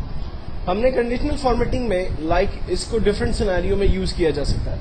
हमने अभी ग्रेड के ऊपर काम करके देखा कि वो तमाम एम्प्लॉयज जिन्होंने या वो तमाम स्टूडेंट जिन्होंने A प्लस ग्रेड हासिल किया या A ग्रेड हासिल किया या जो फेल हो गए, तो उनको डिफरेंट कलर से हाईलाइट करें। अगर मिसाल के तौर पर कंपनी के अंदर डिफरेंट एज के लोग काम करते हैं या डिफरेंट सैलरीज के ऊपर लोग काम करते हैं और आप ये देखना चाहते हैं कि वो तमाम एम्प्लॉय जिनकी सैलरी जो है 7,000 से कम है, जैसे गवर्नमेंट ने लास्ट अनाउंस किया कि कम से कम एम्प्लॉय की सैलरी जो है वो 7,000 रुपीज होगी, तो आपके पास जितने भी एम्प्लॉयज काम करते हैं आप ये देखना चाहते हैं कि सबसे कम सैलरी एम्प्लॉय की कितनी है, या जो है मुझे देखना है कि सबसे कम एज का एम्प्लॉय मेरे पास कौन काम करता है, सबसे हाईएस्ट एज का एम्प्लॉय मेरे पास कौन काम करता है। तो इन 2-3 डिफरेंट क्राइटेरिया को सामने रखते हुए हम काम करते हैं कंडीशनल फॉर्मेटिंग में। यानी एक्चुअल में हम लोग बात कर रहे हैं इस वक्त न्यूमेरिक वैल्यूज के ऊपर। मुझे मालूम करना है कि टोटल में से वो तमाम स्टूडेंट जिन्होंने 200 से हाईएस्ट नंबर हासिल किए, मैं चाहता हूं कि कंप्यूटर उसे हाईलाइट कर दे। तो हम कंडीशनल फॉर्मेटिंग में जाते हैं और हाईलाइट के ऊपर काम करते हैं। The cell value is greater than, values जो है वो ग्रेटर देन होनी चाहिए 200 से ज्यादा, और उनके कलर को फॉर एग्जाम्पल हम येलो कलर से रिप्रेजेंट करवा देते हैं। ओके करते हैं। देखें वो तमाम लोग जिन्होंने 200 से ज्यादा नंबर हासिल किए उनको येलो कलर से हाईलाइट किया जा रहा है। और अगर मुझे मालूम करना है कि वो तमाम लोग जो कि लेस देन है 199 के, तो हम उसे for example light red fill colour से हाईलाइट करवा देते हैं। और कलर्स यहाँ पर आप अपनी मर्जी से भी बना सकते हैं, ठीक है। आप ग्रेटर देन लेस देन किसी में भी जाते हैं तो यहाँ पर देखिए कस्टम फॉर्मेट का एक स्टाइल दिया हुआ है, जिसमें जाने के बाद आप अपनी मर्जी से कलर वगैरह का पैटर्न डिफाइन कर सकते हैं ना। तो कंडीशनल फॉर्मेटिंग एक ऐसी कमांड है कि जिसके जरिए आप अपने टेक्स्ट को क्राइटेरिया दे देते हैं, और अगर आपका सेल उस क्राइटेरिया के ऊपर आएगा तो ऑटोमेटिकली वो हाईलाइट होगा डिफरेंट कलर के साथ। अगर इन कंडीशनल फॉर्मेटिंग्स के रूल्स को इस पे खत्म करना है तो हम इन तमाम को रेंज में लेकर कंडीशनल फॉर्मेटिंग में जाते हैं, और यहां पर clear rule for selected cell और एंटायर वर्कशीट दोनों ऑप्शंस हमारे पास आ रहे हैं। चूंकि इस वक्त मैंने रेंज बना ली है तो इसलिए मैं सेलेक्टेड सेल पे क्लिक कर दूंगा, अदरवाइज हम एंटायर सेल पे क्लिक करेंगे तो पूरी वर्कशीट पे जहां जहां पर हमने फॉर्मेटिंग सेल अप्लाई किए होंगे वो तमाम चीजें खत्म हो जाएंगी। देन हमारे पास कमांड है सेल के स्टाइल। देखिए अगर मैं चाह रहा हूं कि नेम या तमाम जो हेडिंग्स मैंने यहाँ यूज की है, इन हेडिंग्स के ऊपर डिफरेंट फॉर्मेट्स या स्टाइल जो यहाँ पर अवेलेबल है वो अप्लाई कर दूं, तो हम इन सेल्स में कलर्स वगैरह अप्लाई करते हैं। देखिए इन तमाम के ऊपर वो कलर्स हाईलाइट हो गए हैं। तो किसी भी सेल के ऊपर बने बनाए स्टाइल्स या फॉर्मेट में से हम वो स्टाइल उनके ऊपर अप्लाई कर सकते हैं। ये एक बेहतरीन कमांड है। अगर कोई कॉलम हमें बीच में इंसर्ट करना है, फॉर एग्जांपल मेरे पास इंग्लिश, मैथ और साइंस 3 सब्जेक्ट्स हैं और मुझे यहाँ पर एक सब्जेक्ट और ऐड करना है, तो इसका आसान तरीका ये है कि हम कॉलम के बीच में जहां हमें कॉलम ऐड करना है वहां पर राइट क्लिक करते हैं कॉलम पे और इंसर्ट करते हैं। देखिए एक न्यू कॉलम हमारे पास आ गया। अगर उस कॉलम को खत्म करना है तो राइट क्लिक किया, डिलीट करते हैं, वो कॉलम खत्म हो गया। इसी तरह से रॉ अगर इंसर्ट करनी है, right click, insert, raw insert हो गई। और अगर हमें खत्म करना है तो राइट क्लिक, डिलीट करते हैं, वो रॉ हमारी खाली खत्म हो गई। और अगर एक से ज्यादा कॉलम एक वक्त में चाहिए आपको, तो एक वक्त में ज्यादा कॉलम्स की रेंज बना लें, राइट क्लिक करें, इंसर्ट करें। ये देखें एक वक्त में ज्यादा कॉलम्स एक साथ आपके पास आ गए, और अगर आपको नहीं चाहिए तो एक साथ उन्हें आपने खत्म भी कर दिया। सेम चीज रॉ के अंदर है। अगर आप एक साथ 5 रॉज एक्स्ट्रा चाहते हैं तो रेंज बनाकर इंसर्ट करें, ये 5 न्यू रॉज आपके पास आ गई। और अगर खत्म करना चाह रहे हैं तो इन्हें डिलीट करें, 5 रॉज आपकी डिलीट हो गई। अगर आप चाह रहे हैं कि ये सब्जेक्ट्स टेम्परेरी तौर पर हाइड हो जाए, तो इन तमाम कॉलम्स को रेंज में लेकर राइट क्लिक करें और अपने कॉलम्स को हाइड कर दें। ये कॉलम्स हाइड हो गए। कॉलम्स को हाइड करने के बाद में अगर आपको ख्याल आता है कि ये कॉलम्स दोबारा आ जाए, तो हम देखते हैं कि बी और एफ कॉलम हमें नजर आ रहे हैं। इसका मतलब है कि बी के बाद सी, डी और ई तीनों कॉलम जो है वो इस वक्त हाइड हुए हैं। तो हम लोग इन्हें वापस लाने के लिए बी और एफ कॉलम की रेंज बनाते हैं। इससे बीच में छुपे हुए तमाम कॉलम्स यानी सी, डी और ई भी रेंज में आ जाते हैं, और फिर राइट क्लिक करके अनहाइड करते हैं, ये तमाम कॉलम्स वापस आते हैं। सिमिलरली अगर मैं रॉज को छुपाता हूं तो मैंने रॉज को राइट क्लिक करके पहले हाइड किया, और अगर यही रॉज मुझे वापस चाहिए तो मैंने गौर किया कि 5 और 12 रो आ रही है। इसका मतलब है कि 5 के बाद की तमाम रॉज छुपी हुई है। तो मैंने 5 और 12 रो को रेंज में लिया, वहीं रहकर राइट क्लिक किया और अनहाइड किया, ये रॉज वापस आ गई। अब ये तमाम स्टाइल हमारे पास यहाँ मेन्यूज में दिए हुए। मिसाल के तौर पर मैं जिस जगह मौजूद हूँ वहां पर मुझे एक नया कॉलम ऐड करना है, तो इंसर्ट के अंदर जाते हैं, हमसे कहता है कि क्या चीज इंसर्ट करनी है, क्या आपको सेल इंसर्ट करना है, क्या आपको एक शीट पर रॉ इंसर्ट करनी है या कॉलम इंसर्ट करना है। मैंने कहा मुझे कॉलम इंसर्ट करना है। ये देखें एक नया कॉलम आ गया। अगर हम जहां खड़े वहां पर एक न्यू रॉ चाहिए तो हमने एक न्यू रॉ हासिल कर ली। डिलीट करना है तो हमने कहा कि इस पूरी रॉ को डिलीट कर दें। कॉलम को डिलीट करना है, हमने कहा पूरे कॉलम को डिलीट कर दें। और अगर आप चाह रहे हैं कि पूरी वर्कशीट डिलीट हो जाए तो आप इस पूरी वर्कशीट को भी यहां से डिलीट कर सकते हैं। वंस अगर आपने वर्कशीट को डिलीट कर दिया तो फिर अंडू से भी वो वर्कशीट वापस नहीं आ सकती। इस चीज को आपने ख्याल रखना है। और इसी तरह से इंसर्ट के अंदर अगर आपको न्यू वर्कशीट चाहिए तो आप यहाँ पर न्यू वर्कशीट को इंसर्ट भी कर सकते हैं, जबकि न्यू वर्कशीट को इंसर्ट करने के लिए हमारे पास एक आइकॉन भी मौजूद है। नेक्स्ट कमांड है हमारे पास फॉर्मेटिंग। देखिए हम लोगों ने शुरू में डिस्कस किया था कि कॉलम की साइज को अगर बड़ा करना हो तो माउस को कॉलम के बीच में रखकर जस्ट ड्रैग करें, कॉलम की साइज बड़ी हो जाती है, साइज छोटी हो जाती है। रॉ की साइज बड़ी कर सकते हैं, छोटी कर सकते हैं। वर्कशीट का नाम बदलना है, राइट क्लिक करें, रीनेम करें, वर्कशीट का नाम अपने हिसाब से जो भी आप रखना चाहें वो आप रख सकते हैं। ये सारी फैसिलिटी हमें यहाँ पर फॉर्मेट में मिलती है, जैसे रॉ की हाइट को बड़ा छोटा करना, उसको ऑटो फिट करना, कॉलम की साइज को बड़ा छोटा करना, उसे ऑटो फिट करना, शीट को रीनेम करना, शीट को लॉक करना। शीट को लॉक करना लाइक एक ऐसी कमांड है कि जिससे हम लोग अपनी शीट को जो है वो कहीं भी हासिल कर सकते हैं। मिसाल के तौर पर अगर मेरी मार्कशीट की शीट यहाँ पर आ रही है और मैं चाह रहा हूँ कि इस शीट को मैं लॉक कर लूँ, तो हम फॉर्मेट में जाकर प्रोटेक्ट शीट पर क्लिक करते हैं और इसका एक पासवर्ड सेट कर लेते हैं। पासवर्ड सेट करने के बाद इसे कंफर्म करते हैं। ये मेरी मार्कशीट लॉक हो गई है। अब मैं इस पर कोई भी काम नहीं कर सकता। अगर मैं इस पर कुछ भी काम करने की कोशिश करूंगा तो कंप्यूटर इससे लॉक का एरर देगा और मैं उस पर काम नहीं कर सकूंगा। और अगर मुझे इसे दोबारा अनप्रोटेक्ट करना है तो हम फॉर्मेट में ही जाकर अनप्रोटेक्ट शीट पर क्लिक करते हैं, पासवर्ड दोबारा जो हमने दिया था वही देंगे, ओके करेंगे, हमारी शीट अनलॉक हो गई और अब मैं यहाँ पर जो भी काम करना चाहता हूँ वो काम मैं यहाँ पर आसानी से कर सकता हूँ। नाउ नेक्स्ट कुछ कमांड और डिस्कस करते हैं होम के मेन्यू में से। सबसे पहली कमांड होम के मेन्यू में ऑटो सम, जिसको हम लोगों ने पहले भी डिस्कस किया था कि अगर हमें किसी भी स्टूडेंट्स के सब्जेक्ट्स का टोटल नंबर निकालना हो या पेरोल प्रोग्राम्स के अंदर या सैलरी प्रोग्राम्स के अंदर अगर हमें टोटल निकालना हो तो उसके मेथड्स क्या होंगे, उन तमाम के लिए हम लोगों ने ऑटो सम को डिस्कस किया था। इस कमांड के बारे में मैंने पिछले तमाम चीज़ों में बहुत ज़्यादा डिस्कस किया है। देन जो कमांड है हमारे पास वो फिल की कमांड है। देखिए, फर्स्ट सेशन में मैंने आपको बताया था कि अगर आप कोई भी नाम टाइप करते हैं और जस्ट उसको ड्रैग करते हैं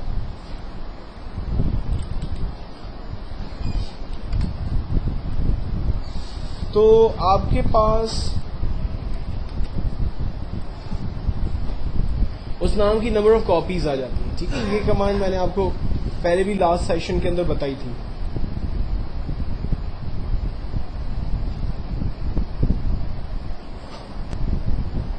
अच्छा, अब अगर मिसाल के तौर पर आप उसकी डुप्लीकेट बनाते हैं और इस काम के लिए आपको माउस की जरूरत पड़ती है, लेकिन अगर आपके पास माउस के स्टेप्स नहीं हैं या आप ड्रैग करना जो है वो कंफर्टेबल नहीं फील कर रहे हैं या माउस आपका जो है वो प्रॉपर वर्क नहीं कर रहा, तो उसके अलावा और क्या ऑप्शंस अवेलेबल हैं। तो आप जस्ट टेक्स्ट को रेंज में लेते हैं और यहाँ पर हमारे पास फिल की कमांड है। हम फिल इसको करते हैं डाउन, तो देखें डाउन की तरफ इसकी डुप्लीकेट कॉपीज आ गई। हम इसको फिल करते हैं राइट की तरफ, तो राइट की तरफ इसकी डुप्लीकेट्स आ गई। मैं इसको फिल करता हूं, अगर ऊपर की तरफ इसकी रेंज बनाई हुई है तो इसकी डुप्लीकेट कॉपीज ऊपर की तरफ आ जाएंगी, और अगर मुझे इसे लेफ्ट की तरफ कॉपी करना है तो मैंने इसकी लेफ्ट की तरफ कॉपीज कर दी। और सीरियल नंबर के लिए भी हमारे पास स्टेप है। फॉर एग्जांपल मैंने 1 लिखा और रेंज बना दी, यहां से सीरीज में चले जाते हैं। स्टॉप वैल्यू फॉर एग्जांपल हम डिफाइन नहीं करते, स्टेप वैल्यू 1 ही है, ओके करते हैं। ये देखें सीरियल नंबर जनरेट हो गया। अगर मैं चाह रहा हूं कि 2 का टेबल जनरेट हो जाए तो पहली वैल्यू 2 लिखकर रेंज बनाएं और यहां स्टेप के अंदर वैल्यू 2 डिफाइन करके ओके कर दें। ये 2 तक आपके पास सीरियल नंबर जनरेट होगा। अच्छा, अब अगर मैं रेंज बनाता हूं तो रेंज जो है वो जनरेट करता है फॉर एग्जांपल 24 तक का टेबल बना देता है। मैं चाह रहा हूं कि 20 तक आए, लास्ट वैल्यू 20 हो, तो स्टेप वैल्यू 2 और स्टॉप वैल्यू 20 डिफाइन कर देते हैं। तो इससे फायदा ये होगा कि सिर्फ 20 तक वैल्यूज जनरेट करेगा, उसके बाद की वैल्यूज नहीं आएंगी। तो ये सारे ऑप्शंस हमें फिल के अंदर मिल जाते हैं। जबकि नेक्स्ट हमारे पास कमांड्स है क्लियर की। क्लियर मल्टीपल चीजों में यूज होता है। फॉर एग्जांपल मैंने ये मार्कशीट बनाई है, मैं चाह रहा हूं कि ये सारा डाटा मेरा क्लियर हो जाए। क्लियर ऑल करते हैं, ये देखिए पूरा डाटा मेरा खत्म हो गया। मैं चाह रहा हूं कि इस डाटा में जो मैंने फॉर्मेटिंग अप्लाई की है, मेरा टेक्स्ट जो है वो एज इट इज रहे, लेकिन जो टेबल, कलर्स, अलाइनमेंट, बोल्ड वगैरह जो अप्लाई हुआ वो सब खत्म हो जाए। तो देखें वो सारी फॉर्मेटिंग इस पर मैंने खत्म कर दी। इससे मेरा टेक्स्ट जो है वो खत्म नहीं होता, टेक्स्ट को हम लॉस नहीं कर पाते। देन है क्लियर कंटेंट, इसमें हमारा टेक्स्ट जो है वो खत्म हो जाएगा और टेबल और उसकी जो फॉर्मेटिंग है वो सारी चीजें हमारे पास रह जाएंगी। जबकि लास्ट है क्लियर कमेंट्स। कमेंट्स अभी मैंने डिस्कस नहीं किया है, कमेंट्स पहले बता देता हूं आपको क्या होता है। एक्चुअल में किसी भी सेल के ऊपर अगर आप कोई कमेंट्स देना चाहें, लाइक अली ने यहां A+ ग्रेड हासिल किया, या मुश्ताक जो है वो लाइक फेल हो गया और मैं चाह रहा हूँ कि इस स्टूडेंट्स पर कोई कमेंट्स टाइप किए जाए, वो कमेंट जो है वो शीट पर प्रिंट नहीं होते, सिर्फ सेल के अंदर वैल्यू जगह बनाकर रह जाते हैं। और जब आप सॉफ्ट कॉपी यानी जब आप मार्कशीट को देखेंगे और उसके ऊपर माउस ओवर करेंगे तो आपको वो डाटा जो है वो नजर आएगा। अदरवाइज जब आप प्रिंट आउट निकालेंगे हार्ड कॉपी के अंदर डेफिनेटली वो चीजें आपको नजर नहीं आएंगी। तो कमेंट्स देने के लिए बेसिकली हम लोग रिव्यू के मेन्यू में जाते हैं और यहां पर न्यू कमेंट्स का ऑप्शन दिया हुआ है। न्यू कमेंट्स में आने के बाद फॉर एग्जांपल मैं यहां पर कहता हूं नीड इम्प्रूवमेंट, एक सिंपल कमेंट्स मैंने टाइप किया, खाली जगह पे क्लिक किया, कमेंट्स बॉक्स बंद हो गया। जिस सेल पर हमने कमेंट्स दिया है आप देखें उस सेल पर एक रेड रंग से हाइलाइटर हमें नजर आ रहा है, इंडिकेटर मार्क जिसको हम कहते हैं। जब हम इसके ऊपर माउस ओवर करेंगे तो वो कमेंट बॉक्स प्रॉपर नजर आएगा, माउस हटा देंगे तो कमेंट बॉक्स चला जाएगा और ये एक माउस की मदद से नजर आता है। अगर मैं कीबोर्ड के कर्सर को इसके ऊपर लेके जा रहा हूं एरो की मदद से तो आप देखिए कोई कमेंट नजर नहीं आ रहा, लेकिन जैसे ही अपने माउस के एरो को इसके ऊपर ओवर करता हूं तो ये कमेंट्स मुझे नजर आ रहे हैं। मैं ये चाहता हूं कि मेरी मार्कशीट के अंदर जहां पर भी मैंने कोई अगर कमेंट्स टाइप किए हैं तो वो कमेंट जो है वो क्लियर हो जाए, मिट जाए। तो इसके लिए हम लोग अपनी शीट को रेंज में लेते हैं और क्लियर में जाकर क्लियर कमेंट्स करते हैं, वो कमेंट्स हमारे खत्म हो जाते हैं। नेक्स्ट कमांड है हमारे पास सॉर्ट एंड फिल्टर। सॉर्ट बड़ी इंपॉर्टेंट कमांड है। मिसाल के तौर पर मैं चाह रहा हूं कि तमाम एम्प्लॉय का रिकॉर्ड या स्टूडेंट्स का रिकॉर्ड मेरे पास अल्फाबेटिकल ऑर्डर में आ जाए, तो हम उस कॉलम पे खड़े रहते हैं। लाइक मुझे तमाम रिकॉर्ड्स अल्फाबेटिकल ऑर्डर में चाहिए तो मैं नेम के कॉलम पे खड़ा हुआ और सॉर्ट की कमांड को इस्तेमाल करते हुए सॉर्ट A to Z करता हूं। ये देखें तमाम रिकॉर्ड्स अल्फाबेटिकल ऑर्डर में आ गए और न सिर्फ नाम जो है वो अल्फाबेटिकल ऑर्डर में आए बल्कि उससे ताल्लुक रखने वाले सीरियल नंबर और उससे ताल्लुक रखने वाले तमाम रिकॉर्ड भी चेंज होते हैं। पहले अली जो है वो 1 पे था और A+ ग्रेड से था, अब वो 3rd नंबर पे आ गया क्योंकि अहमद जो है वो अल्फाबेटिकल ऑर्डर में पहले नंबर पर है, तो अपने साथ वो पूरा रिकॉर्ड लेकर मूव होता है।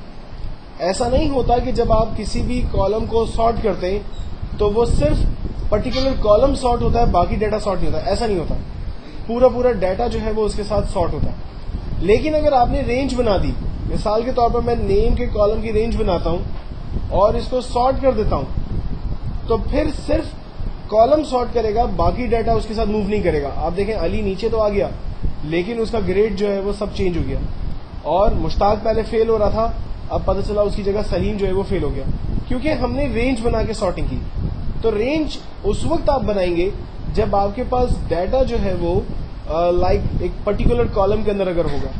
लेकिन अगर डाटा जो है वो एक दूसरे से ताल्लुक रखने वाला है और लाइक इस तरह की एक पूरी शीट आपके पास बनी हुई है तो उसमें आप कभी भी रेंज बना के सॉर्टिंग नहीं करेंगे बल्कि पर्टिकुलर कॉलम पे खड़े रहकर सॉर्ट करेंगे। ठीक है। सॉर्ट की कमांड के बाद नेक्स्ट हम लोग डिस्कस कर रहे हैं फिल्टर की कमांड को। फिल्टर की कमांड को इस्तेमाल करने के लिए आप किसी भी हेडिंग पे खड़े रहेंगे और फिल्टर पर जाकर जस्ट क्लिक करेंगे, आपके पास तमाम हेडिंग्स के टॉप पर एक एक एरो आ जाएगा। फिल्टर की कमांड का एक्चुअल पर्पस ये है कि मैं इसको यूं आपको एक्सप्लेन करूं। मेरी मार्कशीट में मैं ये चाहता हूं कि वो तमाम स्टूडेंट जो कि A+ ग्रेड से पास हुए हैं सिर्फ उन्हीं का रिकॉर्ड आ जाए। जैसे स्कूल्स जो है वो जब फाइनल रिजल्ट अनाउंस करता है और उसमें अगर किसी ने फीस जमा नहीं करवाई होती है तो अकाउंट्स डिपार्टमेंट से एक लिस्ट आ जाती है तमाम क्लास टीचर्स के पास कि भाई फला स्टूडेंट ने जो है वो फीस जमा नहीं करवाई है, उसको रिजल्ट इशू ना किया जाए। ठीक है। यही काम जो है वो लाइक कराची यूनिवर्सिटी जो है वो रिजल्ट अनाउंस कर रही है ग्रेजुएशन का कोई भी एक, और वो चाहती है कि ग्रेड वाइज रिजल्ट अनाउंस हो कि भाई ऑल पेपर्स क्लियर। ठीक है। और लाइक जो है वो A+ ग्रेड वाले एक तरफ आ जाए, फर्स्ट डिवीजन वाले अलग आ जाए, सेकंड डिवीजन वाले अलग आ जाए, थर्ड डिवीजन वाले अलग आ जाए।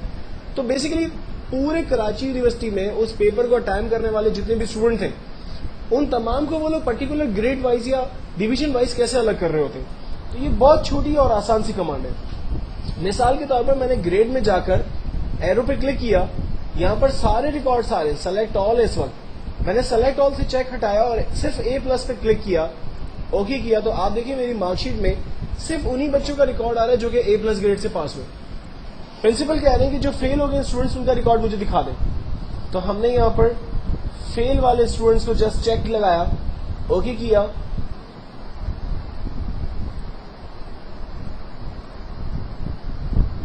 जस्ट ओके किया, अब आप देखिए सिर्फ फेल वाले स्टूडेंट्स का रिकॉर्ड आ रहा है, बाकी किसी का रिकॉर्ड नहीं आ रहा। और जिस फील्ड पर आपने फिल्टर को इस्तेमाल किया होगा वहां पर फिल्टर का साइन आपको एक कलर से नजर आ रहा होगा, बाकी तमाम एरोज जो है वो नॉर्मली हमें नजर आ रहे हैं। इस फिल्टर की कमांड को बहुत सारे पर्पस में सॉल्व किया जा सकता है। मिसाल के तौर पर अगर एक बड़ी ऑर्गेनाइजेशन ये चाहती है कि डिपार्टमेंट वाइज एम्प्लॉइज के तमाम रिकॉर्ड लिए जाएं, तो वो जस्ट अगर उसके पास डिपार्टमेंट का कॉलम है और वो वहां जाके अकाउंट्स पे क्लिक करती है तो सारे अकाउंट्स वाले एम्प्लॉइज के रिकॉर्ड आ गया। अगर वो लाइक एचआर पे क्लिक करती है तो एचआर वालों के रिकॉर्ड आ गए। तो कहने का मकसद ये है कि फिल्टर एक ऐसी पावरफुल कमांड है कि जिसको हमने मार्कशीट के ऊपर इस्तेमाल करने का तरीका तो सीखा, लेकिन एक बहुत ब्रॉडर एनवायरनमेंट के अंदर ये काम आ सकता है।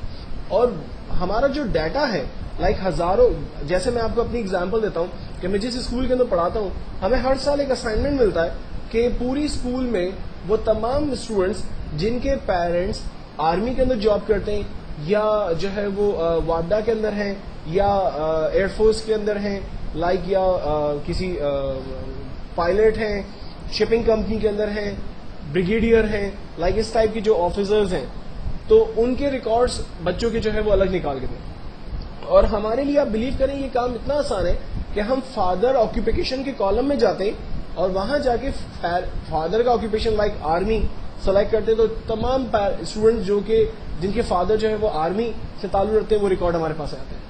अगर गवर्नमेंट सर्विसेज पर हम क्लिक करते हैं ऑक्यूपेशन पे जाके, तो तमाम बच्चों के रिकॉर्ड आते हैं जिनके पेरेंट्स जो है वो गवर्नमेंट सर्विसेज के अंदर काम करते हैं। तो जस्ट एक सिंगल क्लिक करने से आपके पास तमाम रिकॉर्ड जो है वो निकल के सामने आ सकता है।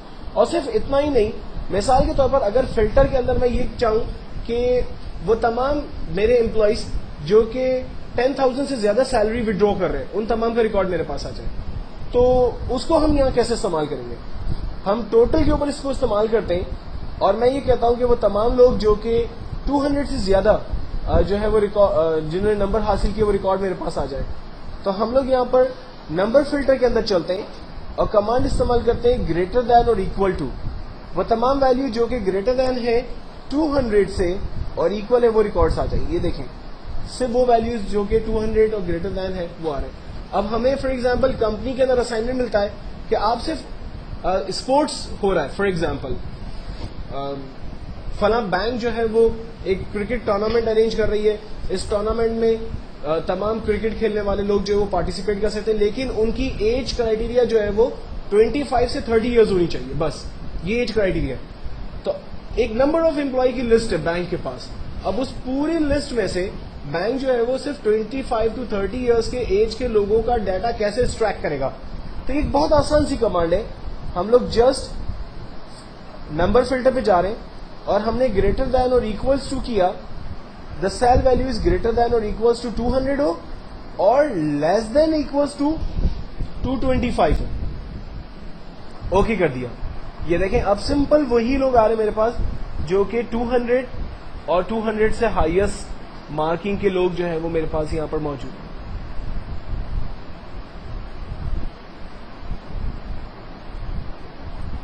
इसको हम लोग सेलेक्ट ऑल करके एक मार्क साइंस के कॉलम के ऊपर अप्लाई करते हैं। द सेल वैल्यू इज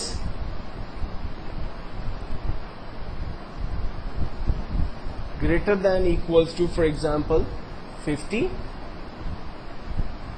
50 से बड़ी हो और वैल्यूज छोटी हो 75 से।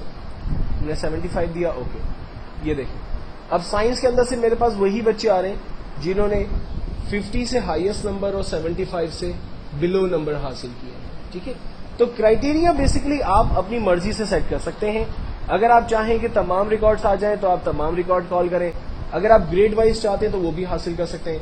अगर आप ऑक्यूपेशन वाइज चाह रहे हैं वो देख सकते हैं, डिपार्टमेंट वाइज चाह रहे हैं वो देख सकते हैं, जेंडर वाइज चाह रहे हैं तमाम मेल स्टाफ अलग आ जाए, फीमेल स्टाफ अलग आ जाए, उनके लिए बहुत सारे ऑब्जेक्टिव के सॉल्यूशंस के लिए जो है वो आप फिल्टर की कमांड को यूज कर सकते हैं। इस ट्यूटोरियल के अंदर मैं आपके सामने 4 इंपॉर्टेंट फाइनेंशियल फार्मूला डिस्कस करने जा रहा हूँ। पहला फार्मूला है फ्यूचर वैल्यू का फार्मूला। फ्यूचर वैल्यू फार्मूला आमतौर पे उन जगहों पे सबसे ज़्यादा यूज़ होता है जहाँ पर सेविंग सर्टिफिकेट्स या फिक्स डिपॉजिट का मामला हो। मिसाल के तौर पर अगर कंपनी आपसे ये कहती है कि आप हमारे पास एक लमसम अमाउंट लाइक 1 लाख रुपया जो है वो फिक्स डिपॉजिट में रखवा दें तो 5 साल के बाद हम आपको इतना पैसा रिटर्न करेंगे। अक्सर इंश्योरेंस कंपनीज में आपने ये देखा होगा कि वो आपसे कहते हैं कि अगर आप हमें ईयरली बेसिस पर लाइक 10,000 रुपीज़ जमा करवाते हैं और आप ये पैसा हमें 10 साल तक देते रहेंगे तो एक्चुअल में आपने हमें पैसा जो है वो 1 लाख रुपया दिया होगा, लेकिन हम आपको 10 साल के बाद फॉर एग्जांपल 140,000 या 50,000 रुपीज़ जो है वो रिटर्न करेंगे और प्लस आपकी लाइफ पॉलिसी जो है वो वहाँ अलग से जो है वो काम कर रही होगी। तो एक्चुअल में ये कंपनीज या ये जो बैंक्स हैं वो बेसिकली किस तरह से फ्यूचर प्लान्स बनाती हैं, तो इस फार्मूले को सबसे पहले हम लोग डिस्कस करने जा रहे हैं। इंश्योरेंस कंपनी की एग्जांपल को लेके चलते हैं। इंश्योरेंस कंपनी का एजेंट हमें कहता है कि अगर आप हमें इनिशियल अमाउंट ईयरली बेसिस पर फॉर एग्जांपल 10,000 रुपीज़ देते हैं, नंबर ऑफ पीरियड आप हमें 10 साल तक पैसा देते हैं, तो हम आपको 8% प्रॉफिट के साथ ये पैसा रिटर्न करेंगे। फ्यूचर वैल्यू मुझे 10 साल के बाद क्या मिलेगी? फार्मूला है इक्वल्स टू फ्यूचर वैल्यू।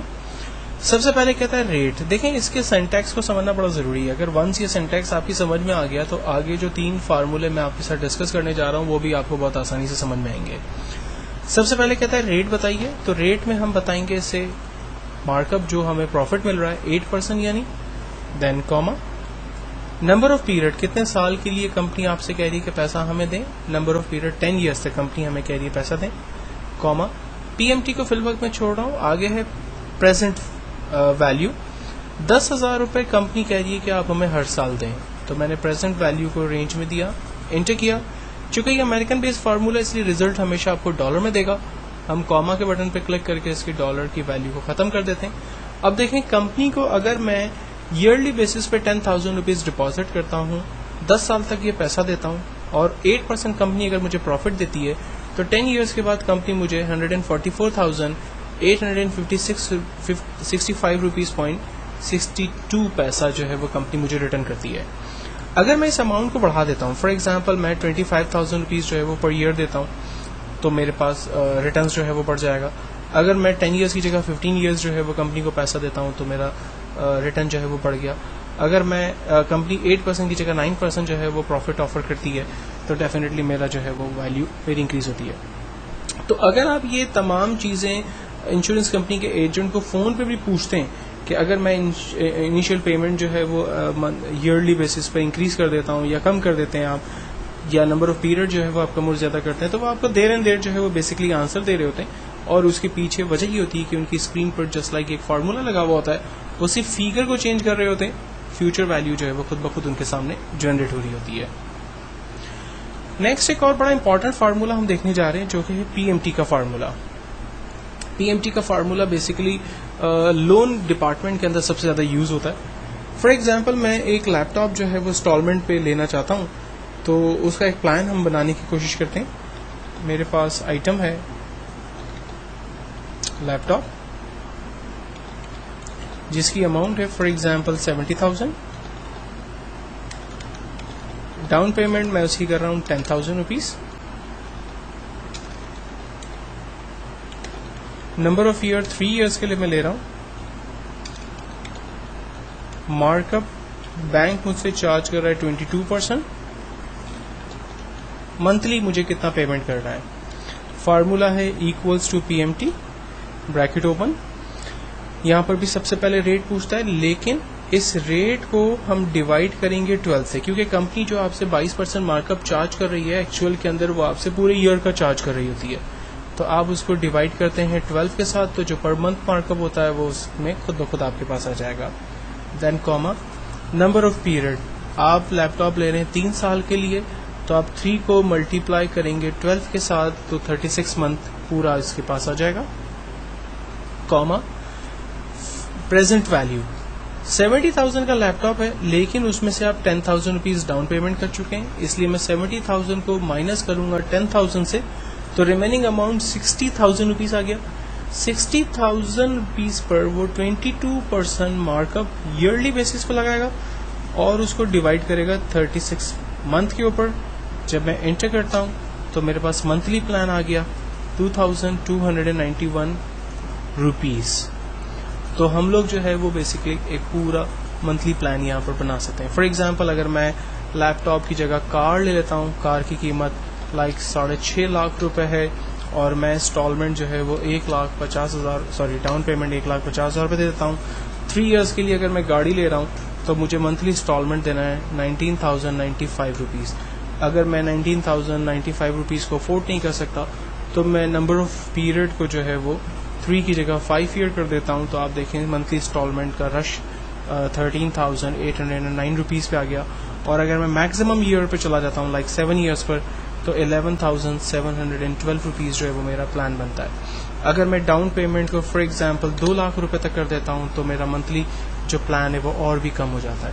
तो आप अगर किसी भी प्रोडक्ट को बाय करते हैं और कोई भी एजेंट बेसिकली आपको जो प्रोडक्ट सेल कर रहा है या मंथली प्लान आपको बता रहा है और आप उसके साथ ये सारी चीज़ों को फ़ोन पर ही डिस्कस कर सकते हैं और वो आपको जस्ट अपनी स्क्रीन पर फिगर्स को इनपुट करके ही रिजल्ट जनरेट करके बता सकता है कि अगर आप फला आइटम बाय करते हैं और आप उतनी डाउन पेमेंट हमें देते हैं तो एक्चुअल में मंथली जो है वो आपका क्या प्लान बनकर आएगा। वो सारी चीज़ें यहाँ पर आपको वो जस्ट एक फिगर इंटर करने से निकाल के दे सकता है।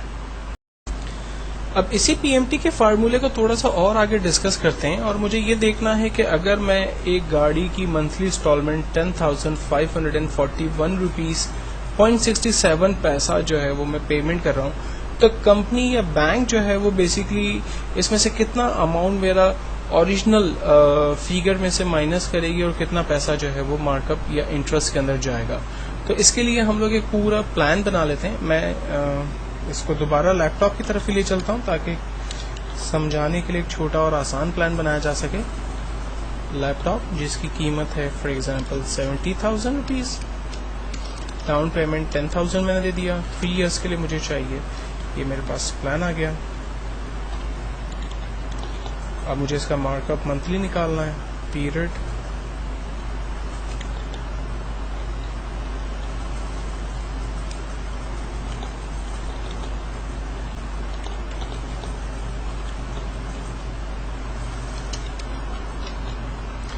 चूंकि ये 3 इयर्स का प्लान है तो मुझे इसको 36 मंथ तक ट्रैक करना पड़ेगा।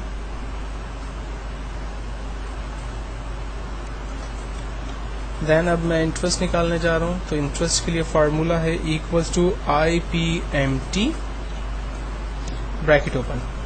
सबसे पहले पूछता है रेट बताइए। रेट है हमारा 22%, लेकिन ये 12 मंथ्स का है, कॉमा पीरियड। अब देखें यहाँ पर एक नई चीज आ गई है, पर का मतलब है पीरियड। तो हम पहले महीने का प्लान बना रहे हैं इसलिए मैं दूंगा इसको 1, कॉमा नंबर ऑफ पीरियड, कितने साल के लिए आप लैपटॉप ले रहे हैं, 3 इयर्स के लिए, तो 3 को मल्टीप्लाई करते हैं 12 से, कॉमा प्रेजेंट वैल्यू, लैपटॉप की कीमत है 70,000 लेकिन आप उसमें से 10,000 पे कर चुके हैं, एंटर। आंसर आया। पहले महीने जब आप इंस्टॉलमेंट पे करेंगे तो 1100 रुपीज जो है वो आपका इंटरेस्ट में चला जाएगा। ओरिजिनल अमाउंट में कितना जाएगा, इक्वल्स टू PPMT का फार्मूला है, bracket open, rate 22% but divide करेंगे 12 से, कॉमा पीरियड पहला महीना, comma number of period, 3 years के लिए आप लैपटॉप ले रहे हैं, 3 इयर्स को मल्टीप्लाई करेंगे 12 से, कॉमा प्रेजेंट वैल्यू 70,000 में माइनस करेंगे 10,000 को तो आंसर आएगा 1191 रुपीज। ये आपका पैसा जो है वो ओरिजिनल अमाउंट में जाएगा। जब हम दोनों को प्लस करते हैं तो हमें मंथली इंस्टॉलमेंट 2291 रुपीज 43 पैसा का प्लान आ जाएगा। अच्छा, अब इस फार्मूले में थोड़ा सा एक प्रॉब्लम आएगा। अगर मैं इसको ड्रैग करूंगा तो ये रिजल्ट जो है वो गलत आएंगे और उसकी सिंपल वजह यही है कि पहली दफा जब मैं रेंज बना रहा हूं तो आप देखें तमाम सैलरी रेस की रेंज बिल्कुल ठीक से बनी हुई है, लेकिन जब मैं दूसरी दफा रेंज बना रहा हूं तो आप देखें रेंज एक दफा नीचे चली गई है। फिर जब तीसरी दफा फार्मूले को ट्रैक किया तो रेंज और नीचे चली गई जो कि गलत हो गई। तो अगर आप चाह रहे हैं कि वैल्यूज आपकी फिक्स रहें और फार्मूले में सेल एड्रेस जो है वो चेंज ना हो तो इसके लिए फिर आपको फार्मूले की वैल्यू को या सेल एड्रेस को फिक्स करना पड़ेगा और इसके लिए हमें कुछ और तरीका इस्तेमाल करना पड़ेगा। फार्मूला हम वही लगाते हैं, equals to IPMT bracket open, rate. अब रेट को बेसिकली रेट जो है वो थ्रू आउट 36 मंथ तक जो है वो मेरा फिक्स है। तो हम लोग इसको F4 करके फिक्स करेंगे। पहली दफा जब मैं F4 का बटन दबाऊंगा तो आंसर आएगा $158, यानी उसने उस पर्टिकुलर सेल को जो है वो फिक्स कर दिया। जब मैं F4 एक और दफा प्रेस करता हूं तो आप देखें आ रहा है $158। एक्चुअल में ये जो है वो कॉलम रॉ को जो है वो बेसिकली फिक्स कर रहा है।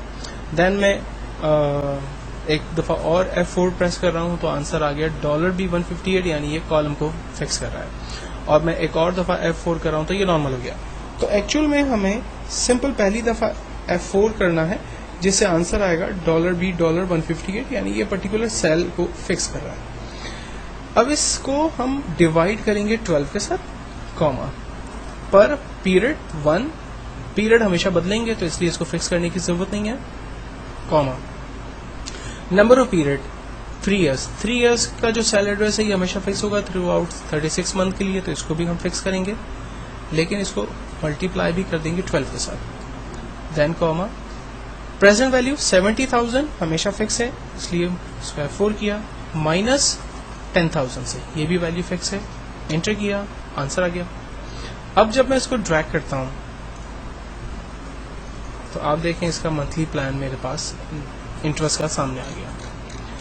अब इसका बनाते हैं ओरिजिनल अमाउंट का program, equals to PPMT bracket open, rate throughout 36 month 22% ही लिया जा रहा है इसलिए इसको फिक्स किया, डिवाइडेड बाय 12, कॉमा पीरियड पहला महीना, इसको फिक्स करने की नीड नहीं है, नंबर ऑफ पीरियड 3 साल, इसको फिक्स करेंगे और मल्टीप्लाई कर देंगे 12 के साथ, कॉमा 70,000 को फिक्स करेंगे माइनस 10,000 के साथ, एंटर।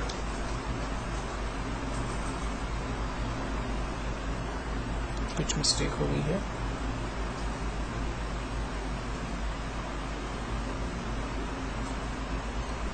सॉरी यहाँ पर मल्टीप्लाई लगना चाहिए था। इसको भी ट्रैक कर लेते हैं और फाइनली दोनों का टोटल आंसर निकाल लेते हैं। आप देखें एवरी मंथ आपको बैंक को जो है वो 2,291 रुपीज देना है, लेकिन शुरू के महीने में आपका इंटरेस्ट अमाउंट जो है वो बहुत हैवी जा रहा है, जो कि आहिस्ते आहिस्ते कम होकर 41 रुपीज तक आ जाएगा और आपकी प्रिंसिपल अमाउंट जो ओरिजिनल अमाउंट है उसमें पैसा जो है वो ज्यादा जा रहा होगा। तो एक्चुअल के अंदर कंपनी तो आपको सिर्फ ये मंथली प्लान बता रही होती है कि आपको मंथली जो है वो 2,291 रुपीज देना है, लेकिन अगर आप उनसे डिटेल मांगते हैं तो वो आपको इस तरह से पूरा प्लान बनाकर देती है। ये बैंक्स और कंपनीज और वो तमाम इंस्टीट्यूशंस जो कि आपको लोन पे चीजें जो है वो प्रोवाइड करती हैं, उन जगहों पर ये फार्मूले बड़े इंपॉर्टेंट यूज होते हैं।